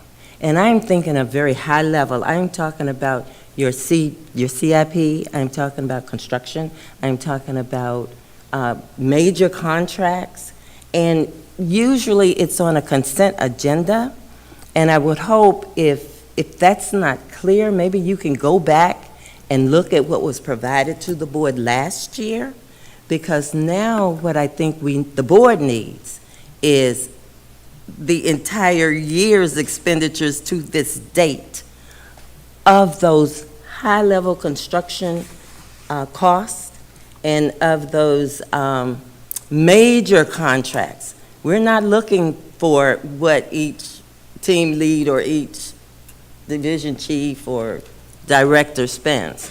No, we're looking at major contracts, and we're looking for. And then if I am wrong about that, please share. I think you might be confusing the request that has been made in the past on a monthly basis relating to the county contribution that we receive. So on an annual basis, as you know, we get part of our funding from the state, part of it comes from the county. In the past, we would request every month approval to get the monthly amount that was needed for the county contribution for that month. What we did for 2024 is in the June board meeting last year, we made that request for all of fiscal year 2024.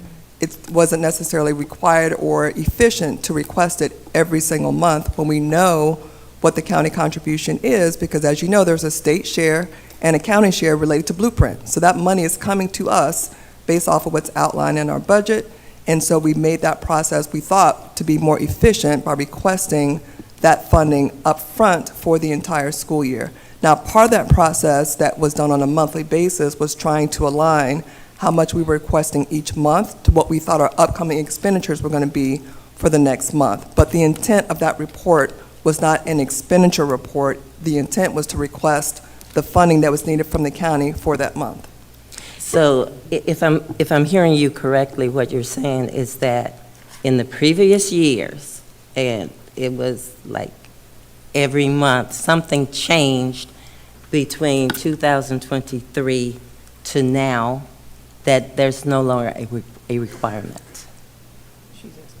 We still had to get approval from the board to request the funding from the county, but that was done for the entire year as opposed to doing it on a month-to-month basis, especially considering that we have, 1 month in December where the board typically would not necessarily meet for that. So we tried to make the process more efficient, where we outlined for the year, this is the entire county contribution that was needed.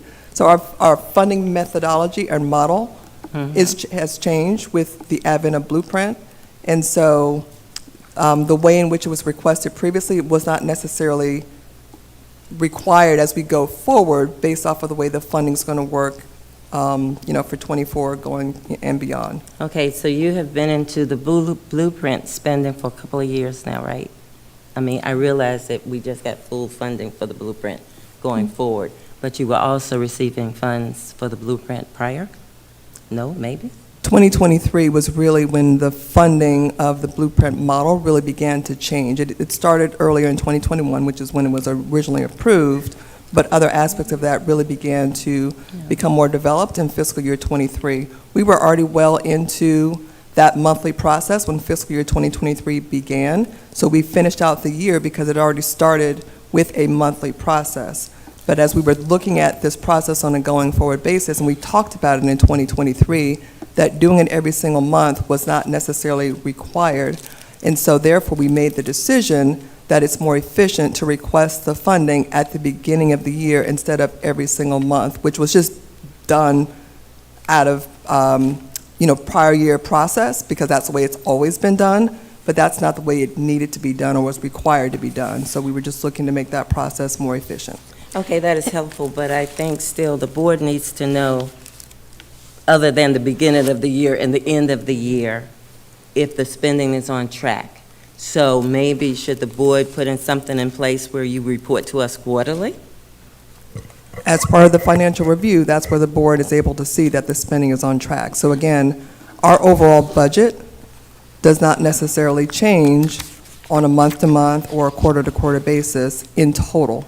If it does change, as it did earlier this year, we actually came to the board because we received additional funding relating to the dual litigation settlement, as you recall. And so when that occurred, we had to come to the board to request additional budget authority. So in that case, our budget actually changed in total. But for the most part, it's not common for the total budget to change throughout the year. It may change between categories, but not in total. Okay, if I'm the only board member that has this concern, then you can continue to do it the way that you're doing it. But when we look at the expenditure support report, now I know that I need to really look at that report closer, okay? Thank you, Superintendent House. Next, we will have on the consent agenda, the board recognizes Superintendent House to report on the items 5.1 through 5.7. Thank you, Madam Chair. The administration moves for adoption of the following proclamations for the month of April. 5.1, proclamation commemorating Autism Acceptance Day. 5.2, proclamation for observation of School Library Week. Proclamation 5.3, for observation of Week of the Young Child.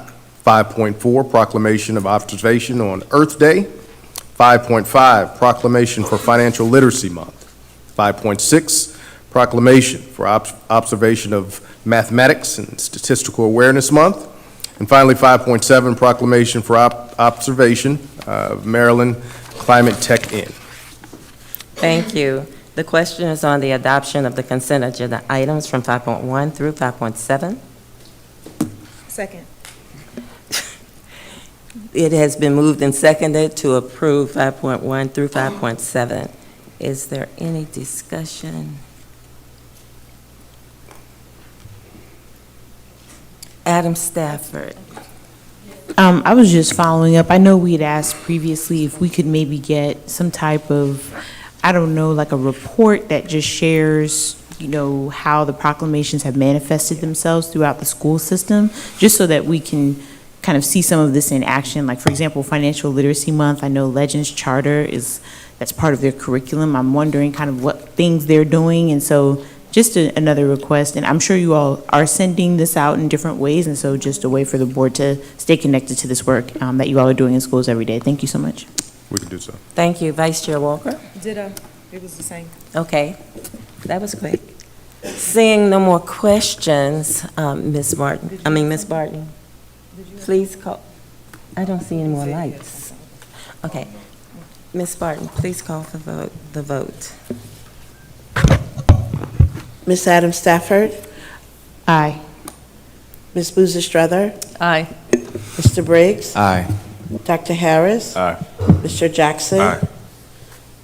Ms. Walker? Aye. Ms. Rivera Forbes? Aye. Mrs. Mickens Murray? Aye. There are 8 votes in the affirmative, no votes in the negative. The consent agenda items 5.1 through 5.4 are adopted. Budget consent agenda. The chair recognizes Superintendent House to report on the budget consent agenda. Thank you, Madam Chair. The administration moves for approval for items 6.1 and 6.2.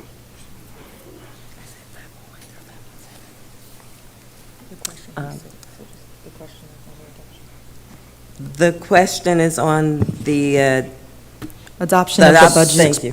No worries. The question is on the adoption of the budget consent agenda item 6.1 through 6.2. Is there a second? I'll second it.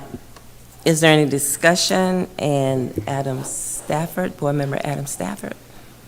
Okay, thank you very much. I had a question on Appendix A in regards to part-time and overtime. It states resources to support part-time and overtime due to systemic operations vacancies, and I see $8 million. Could you provide some more context to that? Is this to support, like, for example, like if a teacher covers for another teacher during like their planning time or something, or is this like when a bus driver is picking up a different route? I'm just wanting to get some more information about that. Thank you. Yeah, that line or that specific line does not necessarily relate to teachers as relates to part-time and overtime. That's for our employees who receive overtime. So it could be our custodial workers, could be transportation workers. So to the extent that we have vacancies, then your existing employees may be eligible for overtime. So if they work more than their standard work hours, they are able to get overtime. So that's what that relates to. And I was just wondering, does this include any back pay? Because I know we had received some information about some bus drivers having some discrepancies with overtime that was not paid. If it's relating to their regular pay, then that is, regular pay is budgeted, and that's not going to be something that's going to come through in a financial review. If it's overtime that was not budgeted, then that is what will be included in that line there specifically. Okay, thank you. Thank you. I see no more lights. So Ms. Barton, please call the roll. Oh, I had another question. Yeah, I have one question. I think my light's on. Excuse me. Is my light on? It's her light. It's Your her light? name is not on, and she's not here. Okay. I'll click both of them. Okay, then, thank you. All right, I'll make it real quick. The first is for 6.1. Dr. Zuckerman, can you speak a bit about the, it's not a balloon payment, but the largest part of the cost from year one is from parts and warranty. Can you speak a little to how we go about upgrading, deciding what's getting upgraded, and just the equipment that goes into it? Yeah, sure. Thank you. So this is a firewall upgrade through the federal E-rate program. And so you're absolutely right. Year one, there's a much larger implementation cost, and then there's ongoing maintenance and service over years 2 through 5. I do just want to share with the board that through the E-rate program, while the total cost over 5 years would be, excuse me, $2 million, if approved, which we always have been through the FCC's E-rate program, then we would get reimbursed for 80% of that. So over five years, this would be a $400,000 investment, and that's the beauty of the FCC's E-rate program. So we last upgraded our firewalls about 7 years ago, and we're due for that now, usually about every 5, 6, 7 years or so. We need to do that. Okay. Definitely. I don't sense any contention there, but definitely it's my recommendations. We support that, colleagues. And then 6.2, Ms. Howe, quickly. On page 2, I know this blue section in the middle applies to transfers, and then you need to look at Appendix B to figure out exactly what that boils down into. My first question is, on that chart on page 2, I see food services listed. Am I looking at modifications to the operating budget? I thought that wasn't included within that budget. I'm sorry, which row are you looking at? So fourth from the bottom, says food services. There's a small transfer. That's for us. On page 2, on the chart within the board action summary, not the appendix. The resolution. Oh, yeah, the 78,000 there. Yeah.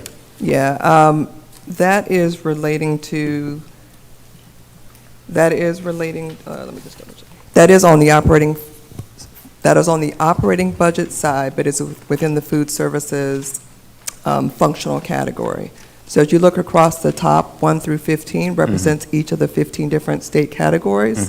And so there is sometimes a small component of a food service cost that is in the operating budget that would require that small adjustment there that you see. So that is on the operating side, not on the non-operating side.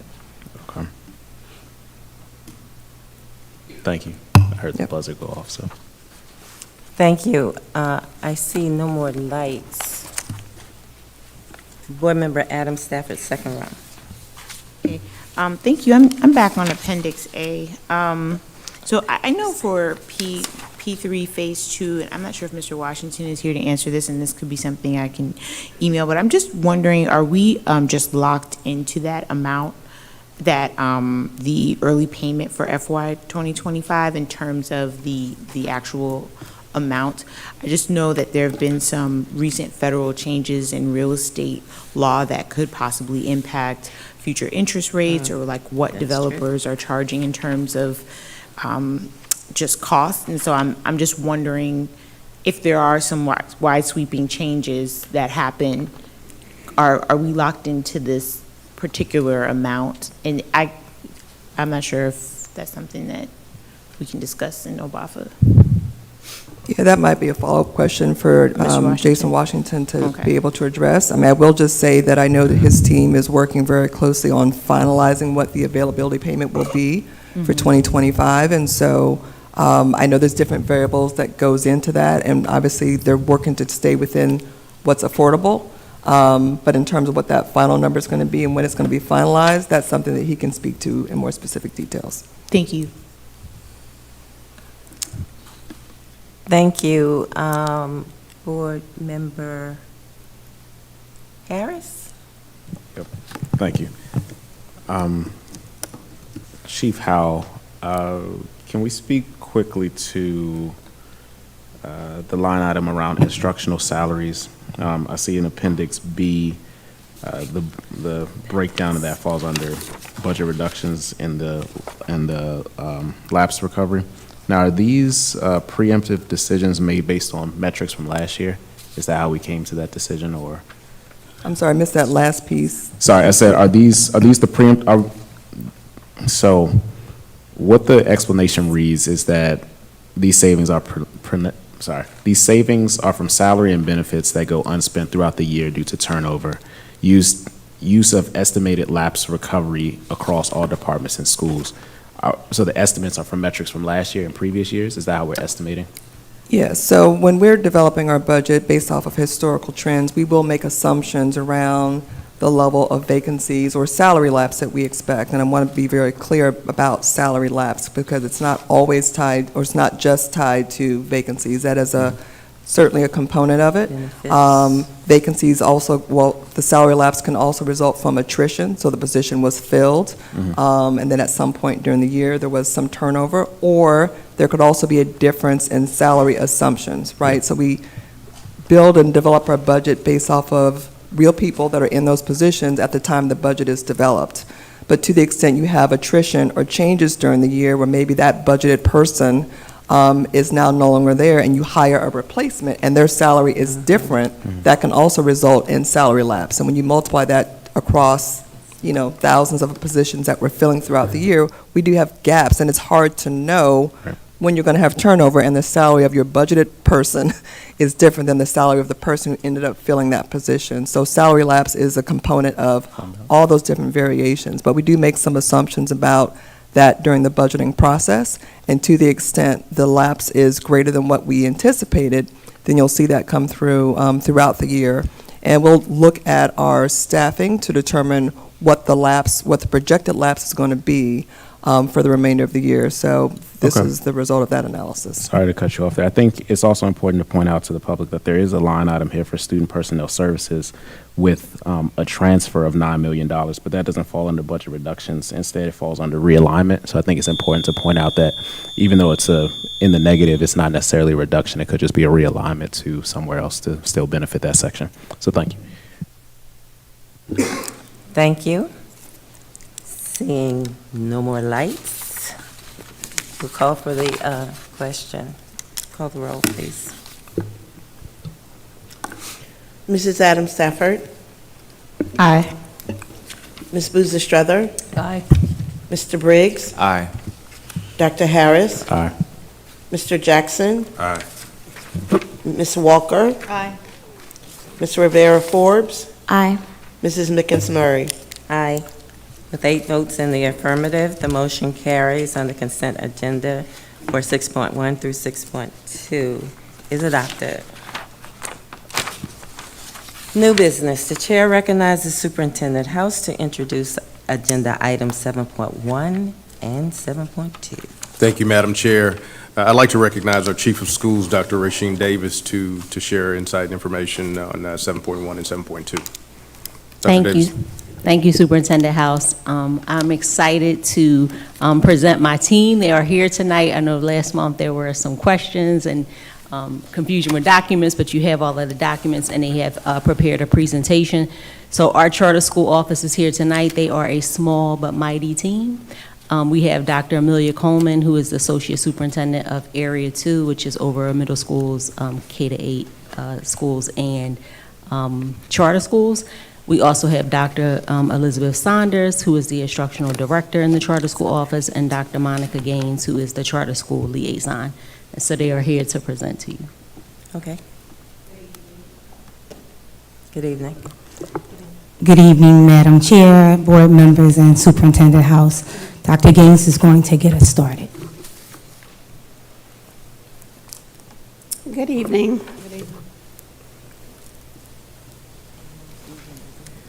So this evening, we're going to cover a few updates for you all. We're going to review the charter school renewal process. We're going to talk a little bit about our school 24 charter school renewals for Imagine Andrews, Imagine Foundations at Leland. We're going to provide an update on renewal conditions for Imagine Lincoln and Imagine Foundations at Morningside. We're going to talk a little bit about our new charter school applications and then give an update on Friendship Aspire Bowie STEM Academy. I'm going to start with sharing the mission of the Public Charter School Office. Our mission is to introduce new and innovative, high-quality public charter schools as options for our students and family. Currently, we have 13 charter schools, which accounts for 20% of the charter schools in our state.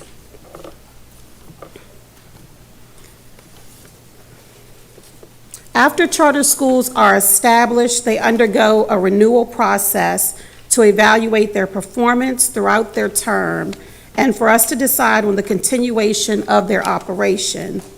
This renewal process is a formal process that involves a performance review, site visit, and charter application. Throughout the renewal process, our emphasis is on three key inquiries. Is the academic program a success? Has the school remained faithful to the terms of its charter? Is the school fiscally sound and a viable organization? After conducting the renewal and analyzing our findings, our office presents a recommendation to the superintendent. The superintendent then assesses the reports and supporting documents before making a recommendation to the Board of Education. In Maryland, the Board of Education serves as the authorizer. Therefore, the board then reviews the reports, recommendations, and considers public comments during board meetings to make a final decision on all charter school renewals.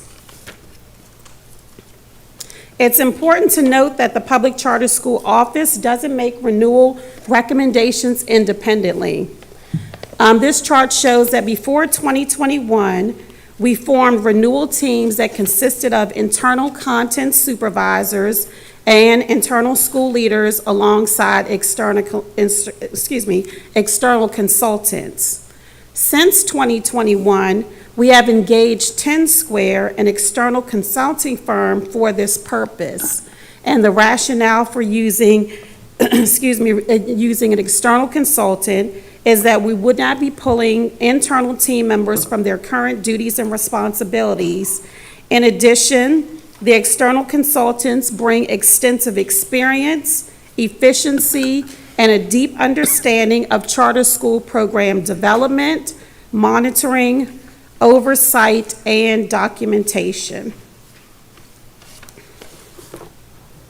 Here is one of the scoring and rating criteria that we use in our renewal process. This is taken from the application.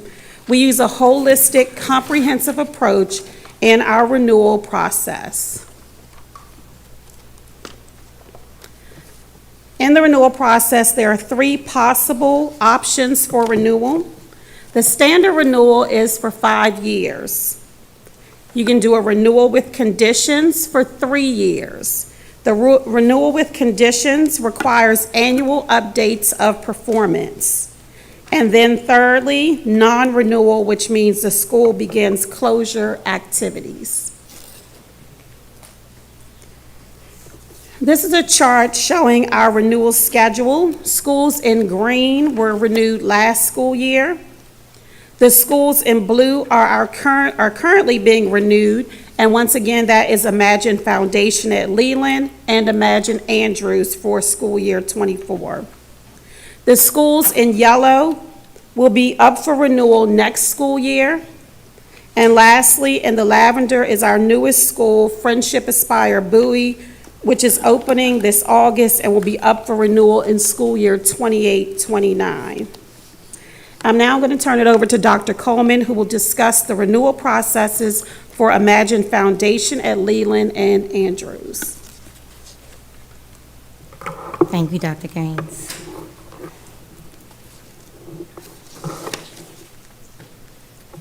PGCPS has 2 renewals in the school year 23-24. Imagine Andrews and Imagine Foundation at Leland. Both operated by Imagine Schools, part of a 4-school portfolio. Imagine Andrews. Imagine Andrews received 2 charter school renewals since its inception in 2011. It is a 4-star performance school, per the Maryland report card. In the areas of ELA and math, the school has shown steady growth. In the area of English language arts, the school performed the same as the state and 10 points better than the county on the state's assessment. In the area of math, Andrews performed higher than the state and the county. I want to bring attention to the fact that we measure a school's program effectiveness in several ways.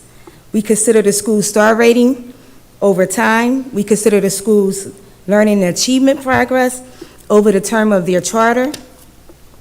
We consider the insight of the instructional director who supports, supervises, and evaluates the school's instructional program and the leader across a year. We consider the performance review that takes place over a 3-day school visit. The performance review data is highlighted here. Highlighted in the left column of the chart displayed on are the 6 main criteria for assessing the performance across the school during the performance review.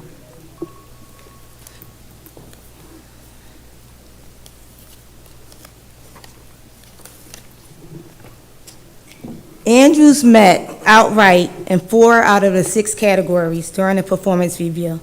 I want to bring attention to the fact that the most weighted criteria in the performance review is the aligned curriculum and effective instruction. This category uses 20 indicators to determine the quality of teaching and learning across a school's program.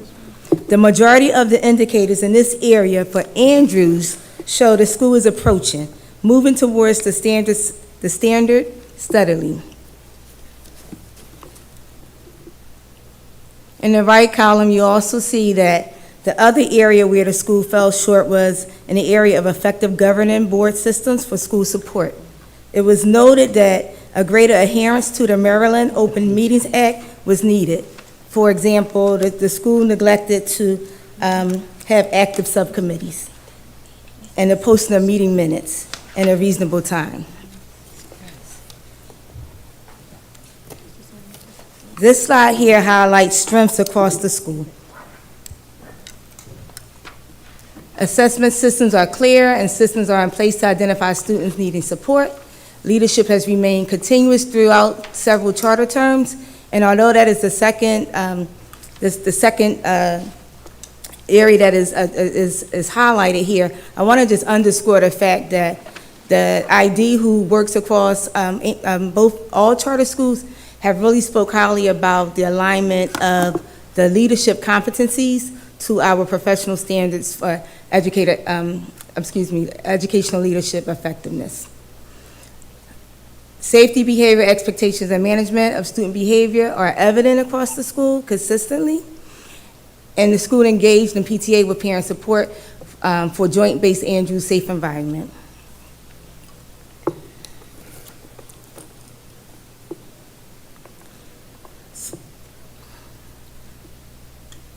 Sorry.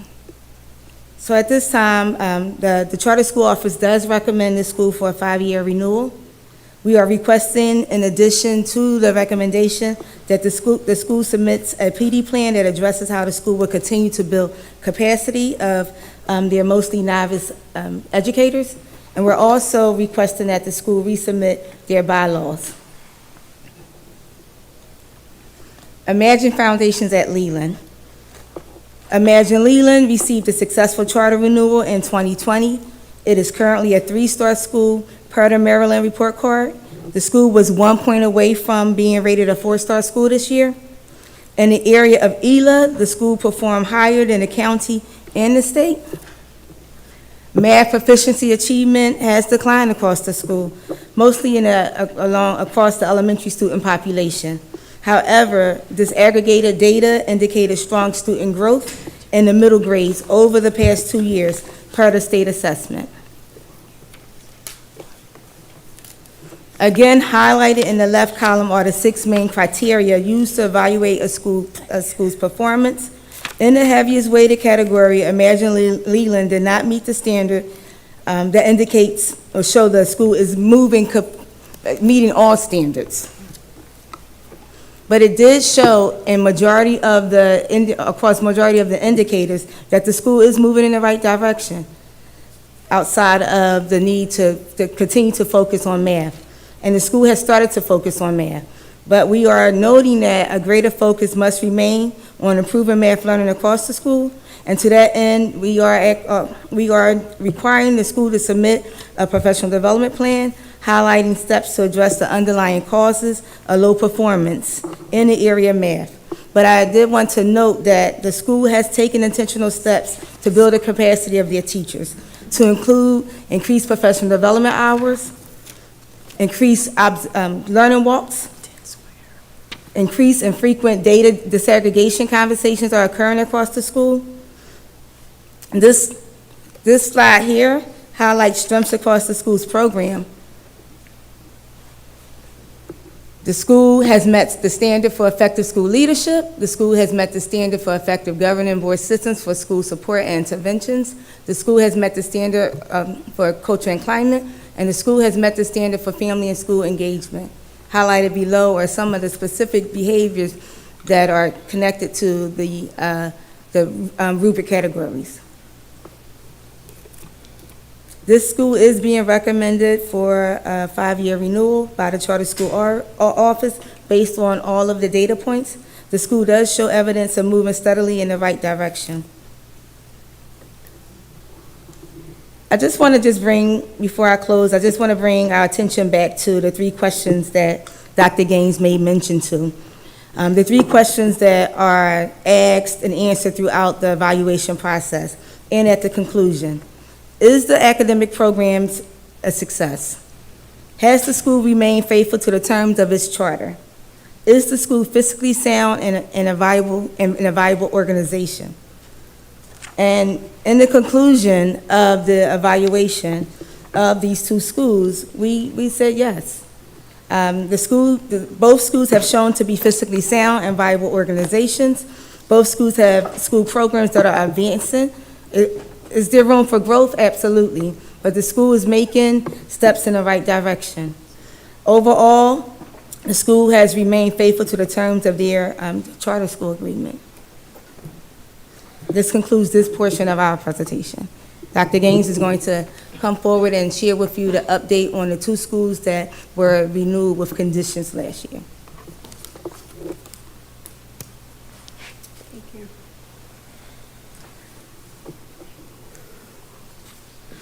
So last year, we had Imagine Lincoln and Imagine Foundation at Morningside that were given 3-year conditional renewals, and there were a couple of items that they had to address. And so I wanted to provide you an update. Excuse me.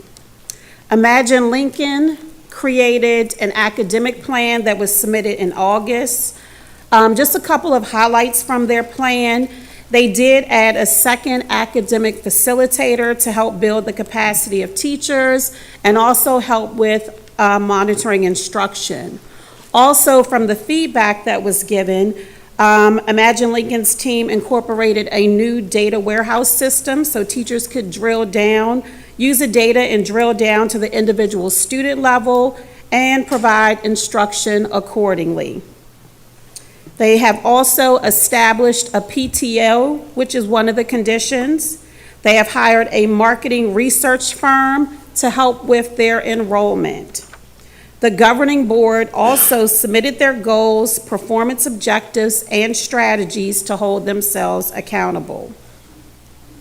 Both schools have been provided with identified strategies and support by their national and regional leaders concerning teacher retention, student enrollment, interventions, and achievement. In addition, both schools receive monthly support from their Imagine leaders through what they call their Rise Up meetings. And in their Rise Up meetings, they do learning walks where they're observing, teaching, and learning.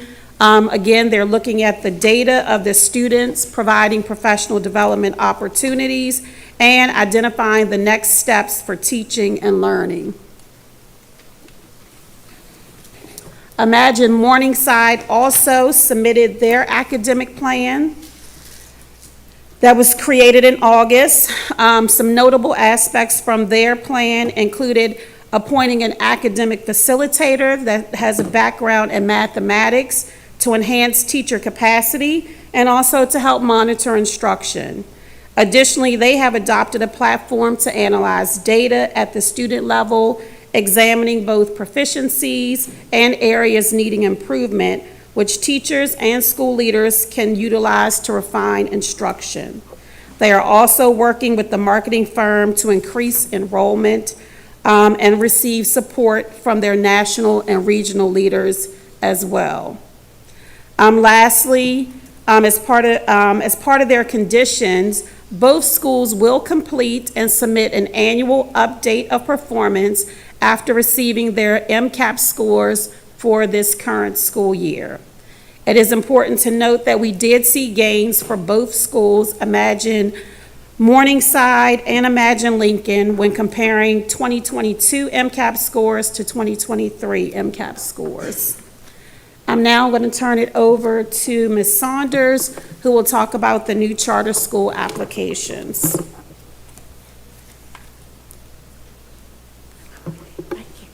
So thank you. Good evening, everyone. I'm going to talk just a little bit about how you would go about if you are interested in opening up a charter school in Prince George's County.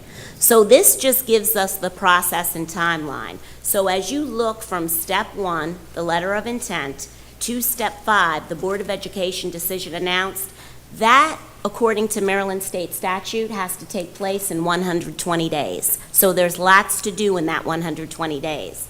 We ask that any applicant hands in a letter of intent by the first Monday annually in August. The reason why we ask that is because we want to be able to look at their intent, talk to them a little bit about the type of school that they're trying to open up, and make sure that we have the right people on our team to actually evaluate the application. The next is the application process. So we normally have 2 technical sessions where people can sit in and we actually help them answer their questions. The biggest question they normally have is about facilities, but we also help them through the academic program as well as the operational information that they might need to open a charter school. The full charter school application is always due the second Friday annually in January, and then that's where that actual timeline starts. The 120-day ticker starts right there. We then have a capacity interview. That capacity interview takes place after we've read the application. As we're reading the application, we're generating questions. We're asking on the charter application team, what do you think about this? What do you think about that? Wait, we don't know the full answer. Let's ask them at the capacity interview. We bring them in, and what we're trying to do is gain insight from them on their capacity to actually run a school in Prince George's County, because it's a really, really heavy decision to make. Then we make, as a full team, a recommendation to the superintendent, and then the superintendent, after kind of looking at what we've handed in, discussing it, then he makes a recommendation, or she, and then the Board of Education decision is announced annually in the spring. And pretty much that's our entire process. So this year, there were many groups, there were about 8 total who handed in letters of intent. We had technical sessions with them, we met with them. In the end, on January 12th, we received 1 completed application for Imagine Foundation 3 charter school. And that is a charter school whose operator would be Imagine Schools. It is a school that is K through 5. Its emphasis is on the whole child as well as character education, and it's looking and interested in the Westphalia area in Upper Marlboro. And the application is currently under review because we have until May 11th, but after the review and the recommendation, and after we finish looking at all of our notes from the capacity interview, the Board of Education will be asked to make a final decision before May 11th, 2024. And that's that 120 days. The next piece, and this is the final part of the presentation, is an update on our newest charter school, Friendship Aspire Bowie STEM Academy, which is slated to open in August 2024 for kindergarten through 1st grade. So when we received the news that the Friendship application was approved to open, we began bi-weekly new school opening meetings that were held with the PGCPS team and the Friendship Educational Foundation, the FEF team. We do emails and phone calls in between. They ask questions, we ask questions. We're in continuous communication, and we also have set up smaller meetings with departments throughout this process as needed. And I just want to take this time to just thank everyone in this room, because everyone in this room in administration has really played an active role with assisting us with this project, and we really do appreciate that. The facility is slated to open in school year, as I said, beginning in August 2024. We'll have 160 students, 80 kindergarten, 80 first grade. They are in a temporary, or looking at a temporary school location right now, which is 9010 Frank Tippett Road in Upper Marlboro. Right now, the landlord is Cornerstone Peaceful Bible Baptist Church. It is currently a private school with students in it. The school is closing, so they will be able to rent that facility. 3 facility site visits have been conducted with PGCS staff, giving technical support and feedback, and there actually was a site visit this week, so that increases this till 4. We've had the FEF team with us along the way. We've had Gil Bain. We've had PGCPS team members. We've had food and nutrition services look at the kitchen, provide follow-up and direction. We've also had health services staff and student records team visiting the school. Right now, we're reviewing the lease for legal sufficiency, and the charter operating agreement is being finalized for approval.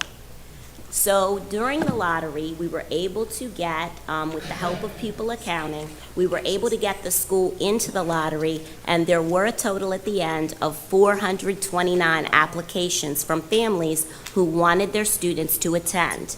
There were 253 kindergarten and 176 first grade applications, as you know, for those 160 seats. So approximately 35.8% of the applicants reside in the Bowie area. 64.2% of the students are from other areas in the district. And registration is now being held just as it is once the window opens for every other charter school. The staffing process right now where we are is we do have the principal vacancy posted in Oracle. It will remain open till April 30th, 2024. FEF would like the maximum amount of candidates. They're going to make a careful selection in their leader, and they will work collaboratively with us through the process.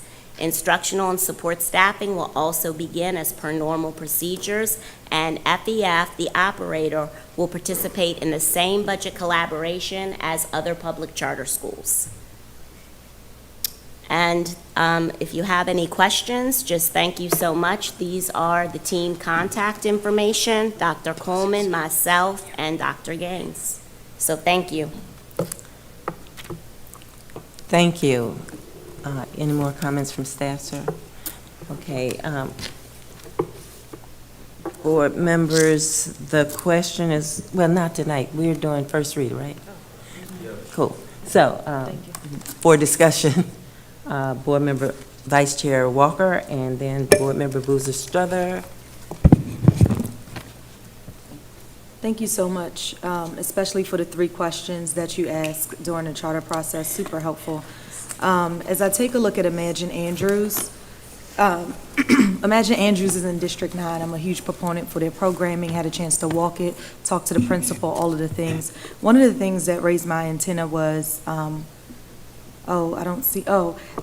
we were told that the highest weighted category is aligned curriculum and effective instruction, of which both of our schools in Imagine didn't meet those.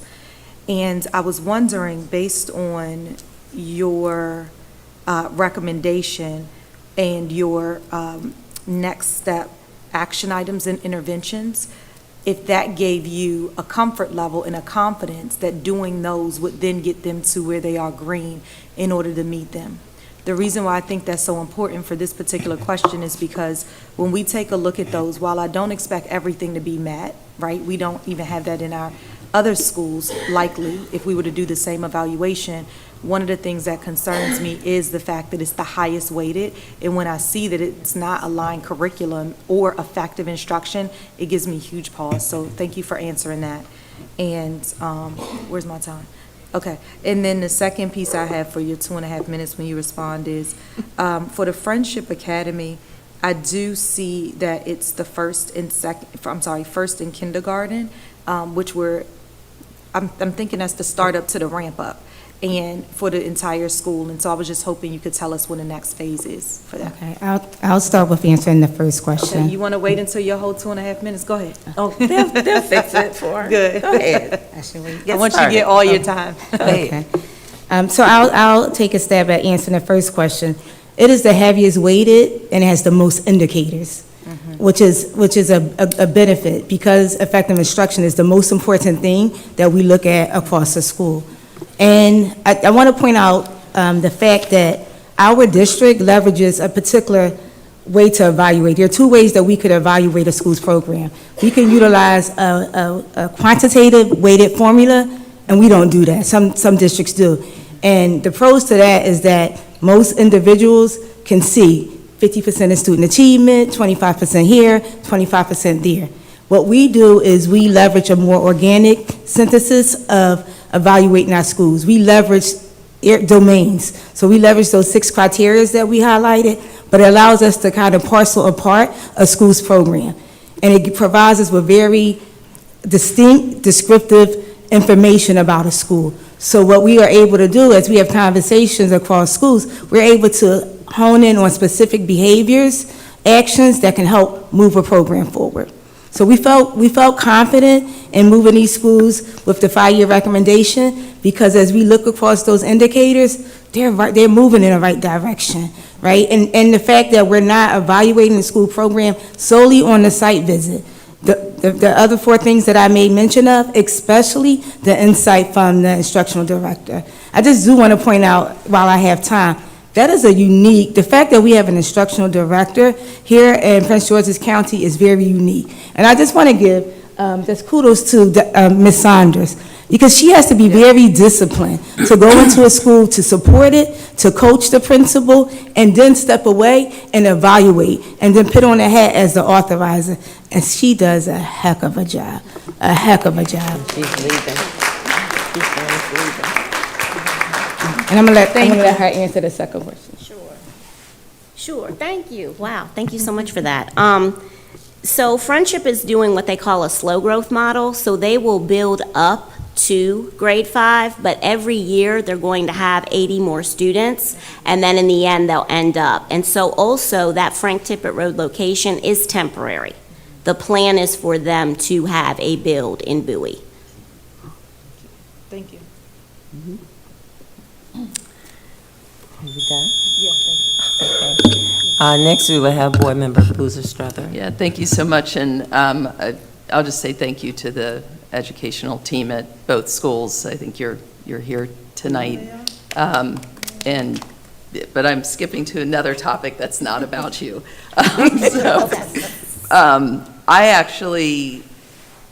quite concerned to see that we are giving our technical support to Friendship. I thought that the whole point of charter schools was that they're independent, that they do all their buildings themselves, that this is on their dime.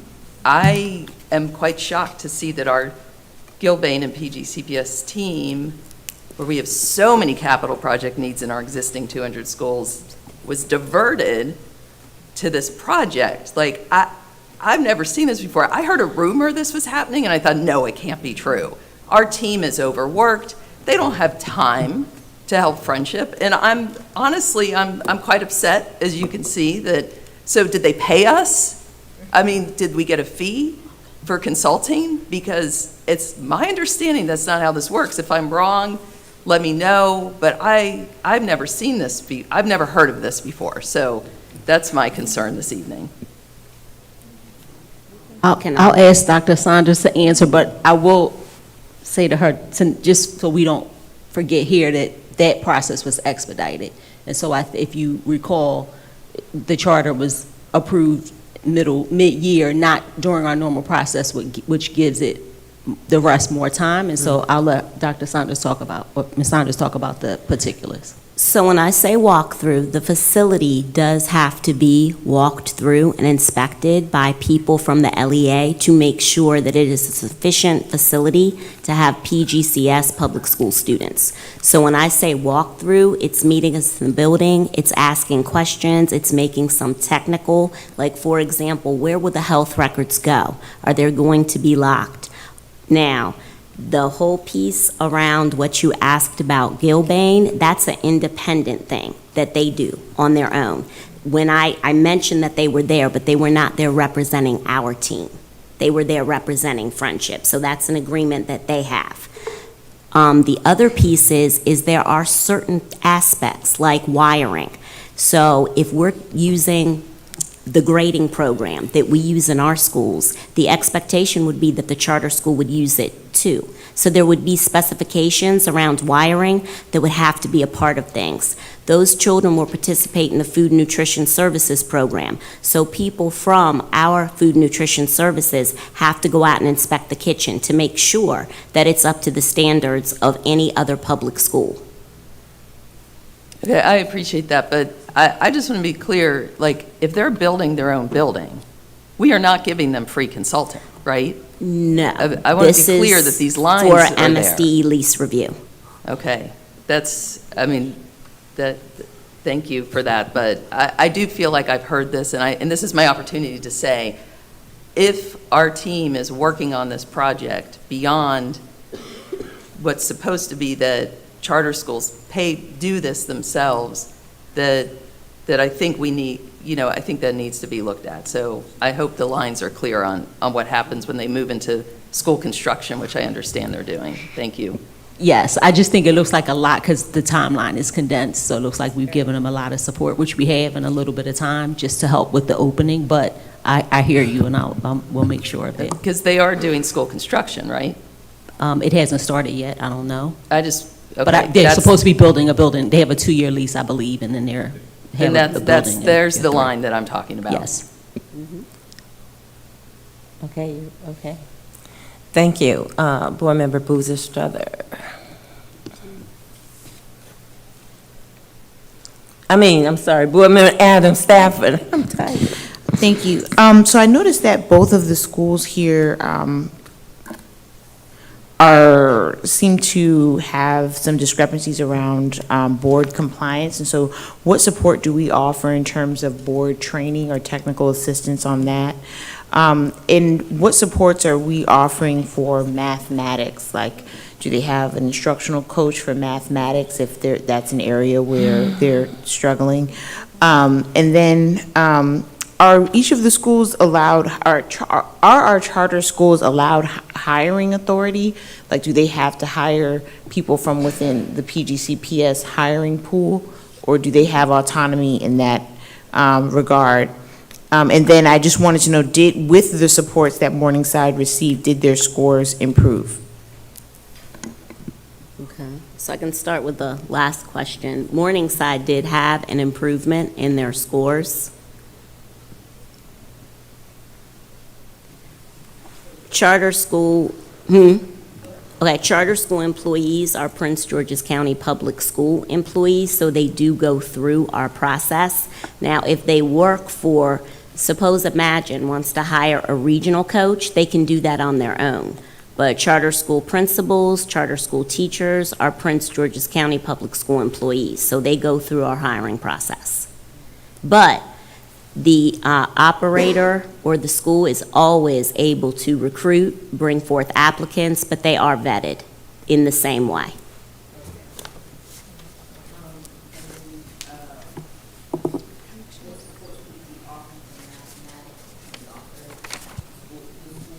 Additional math coach, or The school can develop their own budget, and if they want to pay for an additional math coach through their own, they can do that. But we would not deploy a math coach to a charter school. Our charter school principals do participate in all of our professional development activities. They are able to access our curricular materials and use that, but part of their onus is that they're saying that they are able to operate and that they are able to make some decisions within the curriculum, so they have autonomies around that. So they can determine the amount of instructional support that they need at their school. okay, and then do we offer board training support? And can we get a copy of the 10 Square report that was done on, these schools had a 10 Square evaluation? Could we have a copy of that? That should be, already have been disseminated to you. Okay, okay, so maybe I missed that, but thank you. Yeah, The board it training? said site visit report on it, and then Okay, had that the was the names full- of each school. That was the full report for all of these, okay. And then the support for the board training? Our office does not currently train. We do at times monitor and attend meetings and give feedback, but again, they are their own nonprofit, that they have their own bylaws. We just want to make sure that their bylaws match and that they are following the Maryland Open Meetings Act. We would not go in our role and direct a board of a charter school I guess, or to give them professional development. I guess because we're the authorizer as the board, you know, in my experience, an authorizer provides like trainings for all charter schools to attend. Or if we notice that there are trends, like in all of our charter schools are having challenges with, you know, board compliance, and the authorizer can offer, you know, some type of support in that way. So that's just something that I'm wondering if we can consider. Yeah, we do give them feedback and recommendations, absolutely. We do invite them to like technical training sessions when we go through renewal. We do a focus group with the boards during renewal, and then we do give them recommendations in the report, but not actively going out and training them at this point. Board Member Briggs? Thank you, and hopefully I'll be taking us home for tonight. So I want to say that thank you so much for the presentation, and really grateful for the information. I want to echo my colleague, Vice Chair Walker, around the concern with the two highest rated pieces not being met. Right. And I was just curious, I think also to my colleague, Adam Stafford, around the curriculum supports. I know they have the autonomy to kind of use their own curriculum and choose what they will, and it sounds like the board supports there. But just, you know, around the TA that we provide to really help with that, because I think on the other end of it is that students are not getting the instruction that they need. And so that is my concern, is just if there's some way we can ramp up without overstepping our legal authority. I'm not sure if you could speak to that. I think that the only thing that I would state is in the case of Imagine Leland, I can't explain why a school would receive a recommendation for a 3-year renewal, even though they received that aligned curriculum and student assessment were at the not met level or does not meet level. So first of all, as was stated by Dr. Coleman, we look at this in a very holistic view. And we do look at past performance and performance over the previous term. So if you think about a school like Leland, in 2019, they were a 4-star school.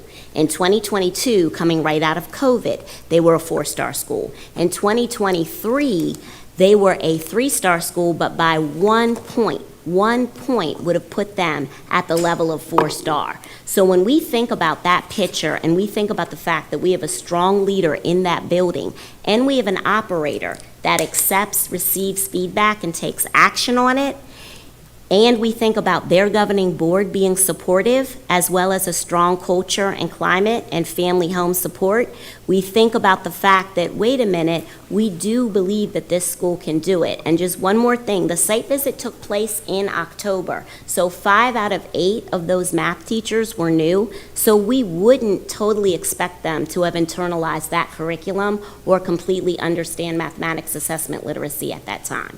So now we know what we have to do, and the school and the operator need to course correct to make that happen. Sorry. Nope, that's actually That's perfect. okay. That suffices. I appreciate We that. definitely want you to finish. Okay. Are you okay? Nothing to say. Yeah, that was good. Thank you. Okay, seeing no more lights, I'm going to give it to Vice Chair Walker because I have a couple of concerns. And one of my concerns also is with the did not meet the aligned curriculum and effective instruction. Do the charter schools do they need to meet the blueprint requirements that all of our other schools need to meet? To my knowledge, they will, yes. Who monitors? Who monitors charter schools? We do. We, who is we? Prince George's County, the charter school office does.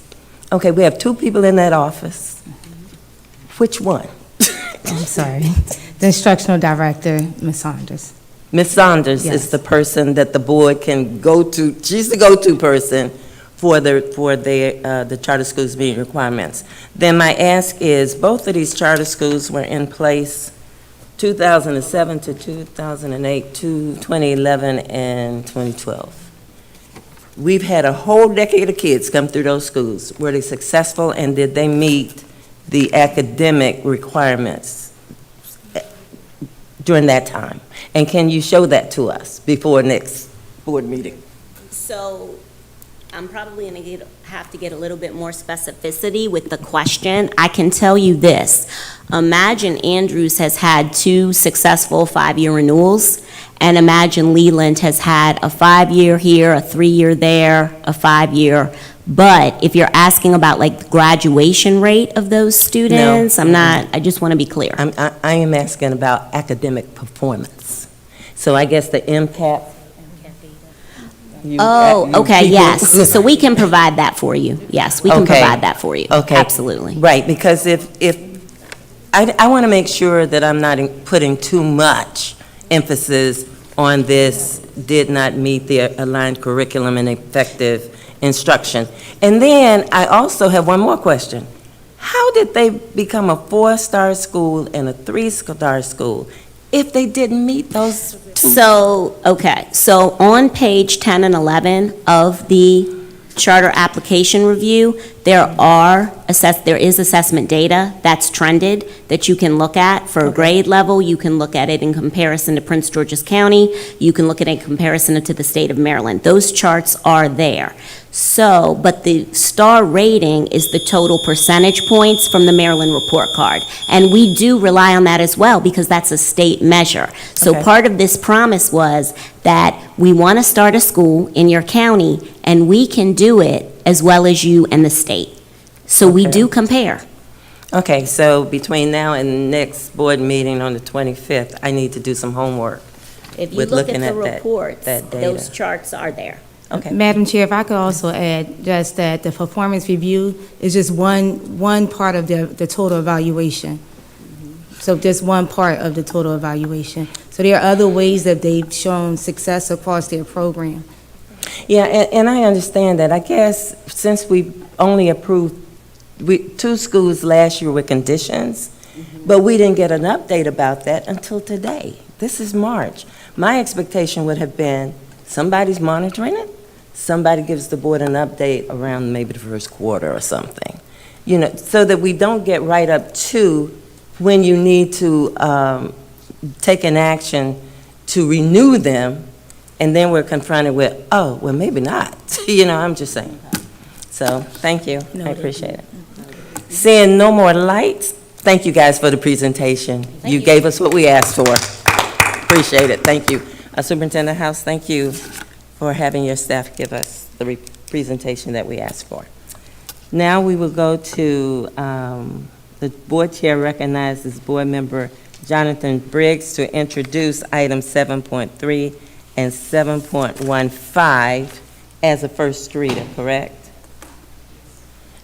I don't need to do the motion now, right? Next time. Okay, excuse me.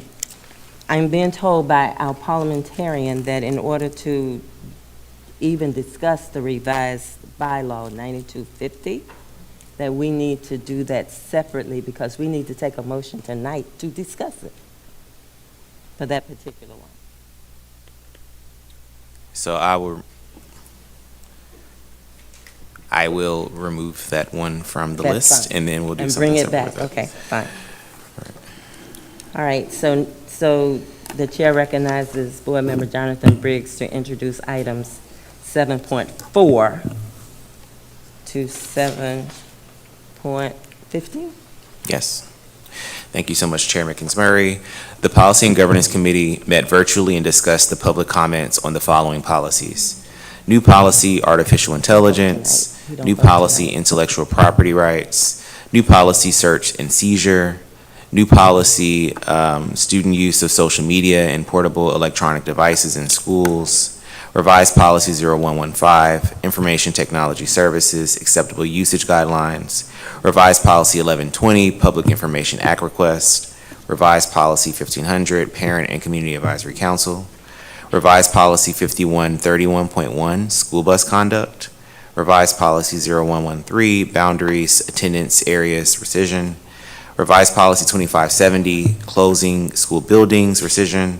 Revised policy 5110.2, attendance, rescission. And revised policy 8391, boundary changes, rescission. The committee voted unanimously to forward the policies to the full board, recommending that they be approved as first reader. On behalf of the Policy and Governance Committee, I move that the 4 policies be approved as first reader.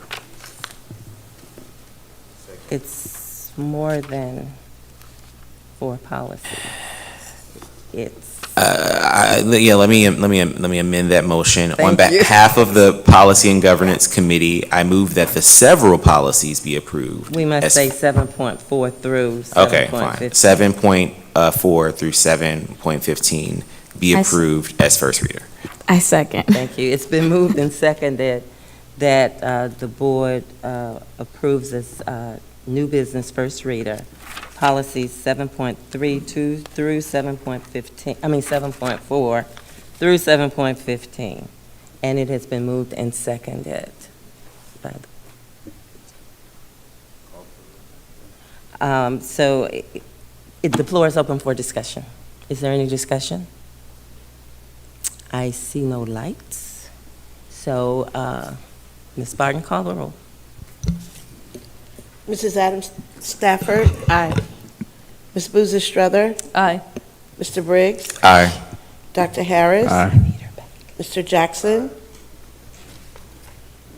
Ms. Walker? She just went to the, yeah, what? Ms. Rivera Forbes? Aye. Excuse me, we must stop now until Ms. Walker returns. We only have 7. We need 8. We need 8. Yes, sir. Madam Chair, while there's a pause, with reference to 7.1 and 7.2. Yeah, turn your With reference mic to on. And 7.1, we're going back. Yes, there was no vote. Oh, on there was first no reader. vote. Yes. That's what I was trying to. That's what you were trying to tell me. It's a long night, boy. Tell you. I think we Thank all you, got- sir. I We'll think go we all back got caught after up we with all the finish other this. presentations. That's okay. All right, the motion on the floor is to approve 7.4 through 7.15 as new business first reader. from the policies and governance recommendation. You skipped 7.3. We're not doing 7, he pulled it, okay? All right, so Ms. Barton, please call the roll again. Mrs. Adams Stafford? Aye. Ms. Boozer Strother? Aye. Mr. Briggs? Aye. Dr. Harris? Aye. Mr. Jackson? Ms. Walker? Aye. Ms. Rivera Forbes? Aye. Mrs. Mickens Murray? Aye. With 8 votes in the affirmative, the motion for 7.4 through 7.15 carries, is adopted. Now we will go back to 7.1 and 7.2. We need a board vote to approve those 2 items as new business for first readers. So the question is on the adoption of the new business first reader, item 7.1 through 7.2. Is there a motion? Second. Okay, it's been moved and seconded. Is there any discussion? Seeing no lights. Ms. Barton, please call the roll. I'm sorry, who seconded that? Brandon. Mrs. Adams Stafford? Aye. Ms. Boozer Strother? Aye. Mr. Briggs? Aye. Dr. Harris? Aye. Mr. Jackson? Mrs. Walker? Aye. Ms. Rivera Forbes? Aye. Mrs. Mickens Murray? Aye. With 8 votes in the affirmative, none in the negative, the budget consent agenda for 7.1 through 7.2 is adopted. Now we go to the chair recognizes Board Member Briggs to introduce items 8.1 and 8.3.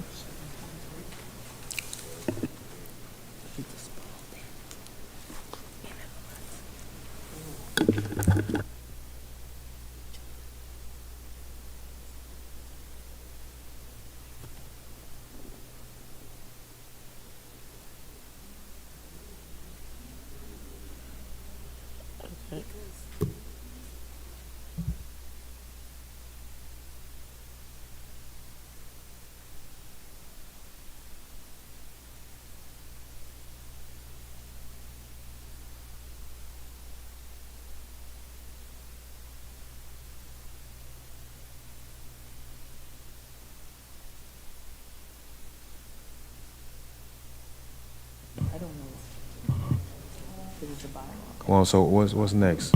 It's almost tomorrow.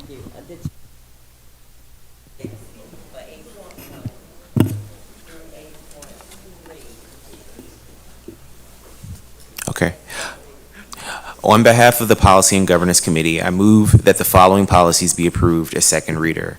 Revised Policy 0105, Parent, Family, and Community Involvement. Revised Policy 0117, Information Technology Services, Information Security. And Revised Policy 5116, Appeals Process of Student Transfer Request Rescission. I second.